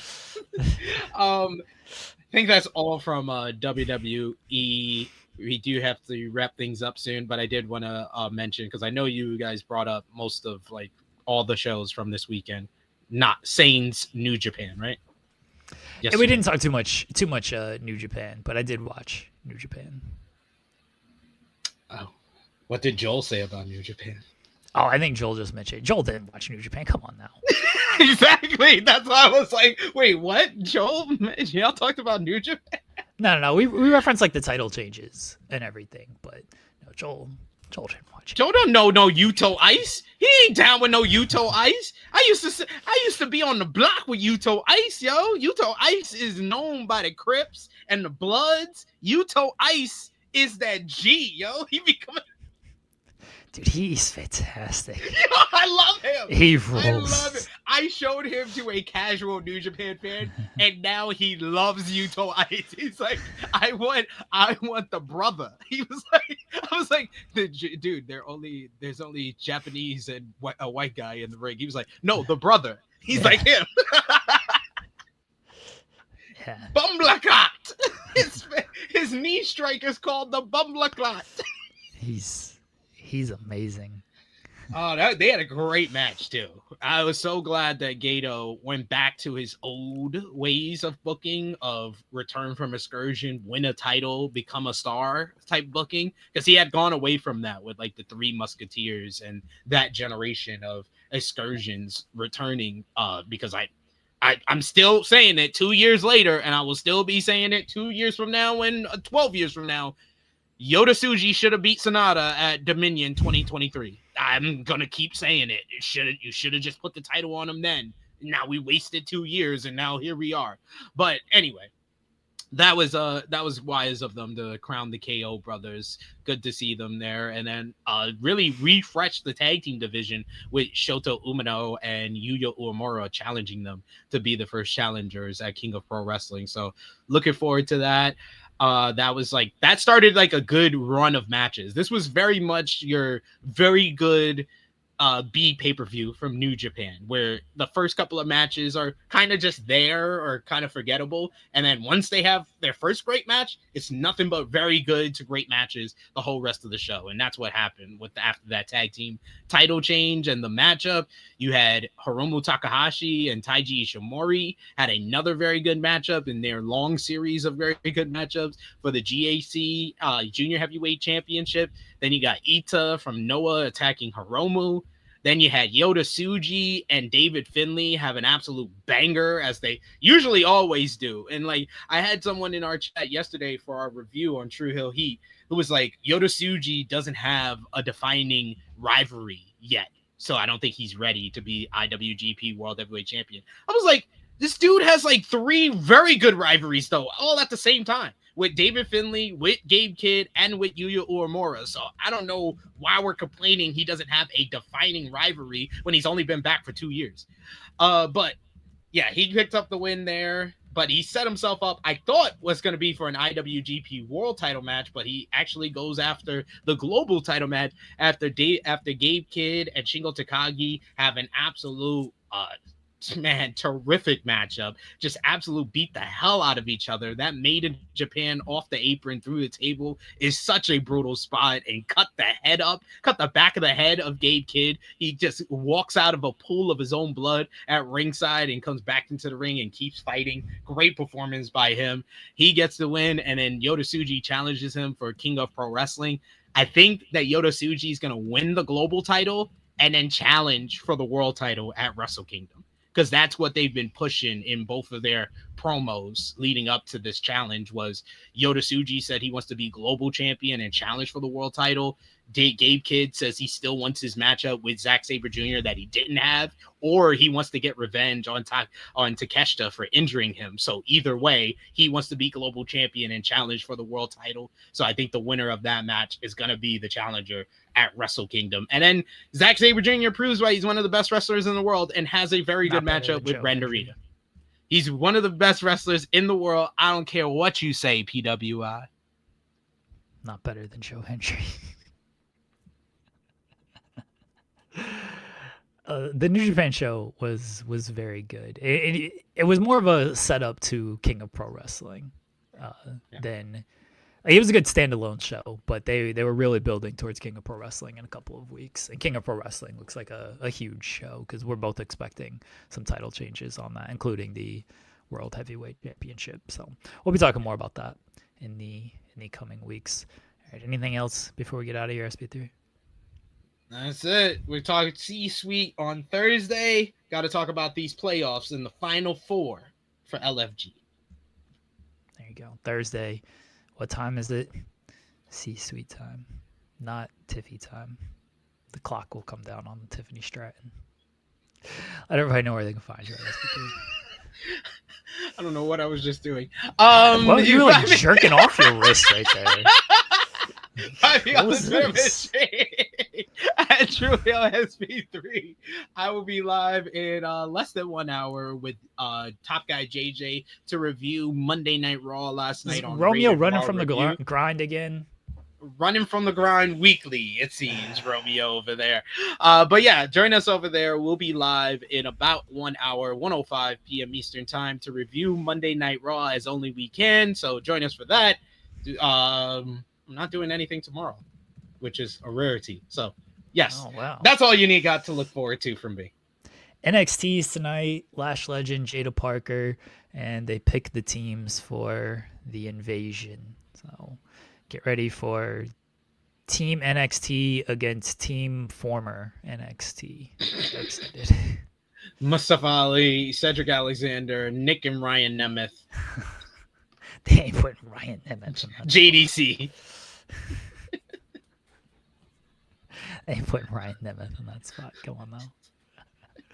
All right, folks. We'll be back tomorrow. Joel is back tomorrow. Baseball playoff starts in less than an hour. If anybody cares about that. That's what Romeo's doing. He wants to watch the Yankees. Yeah. Although I don't think they play till 7. I think they play later tonight. So, all right, folks. We'll be back tomorrow with myself and Joel. Until then, take care, everybody. Thanks to Tom Lawlor for joining us today. We'll catch everyone tomorrow. Bye, everyone.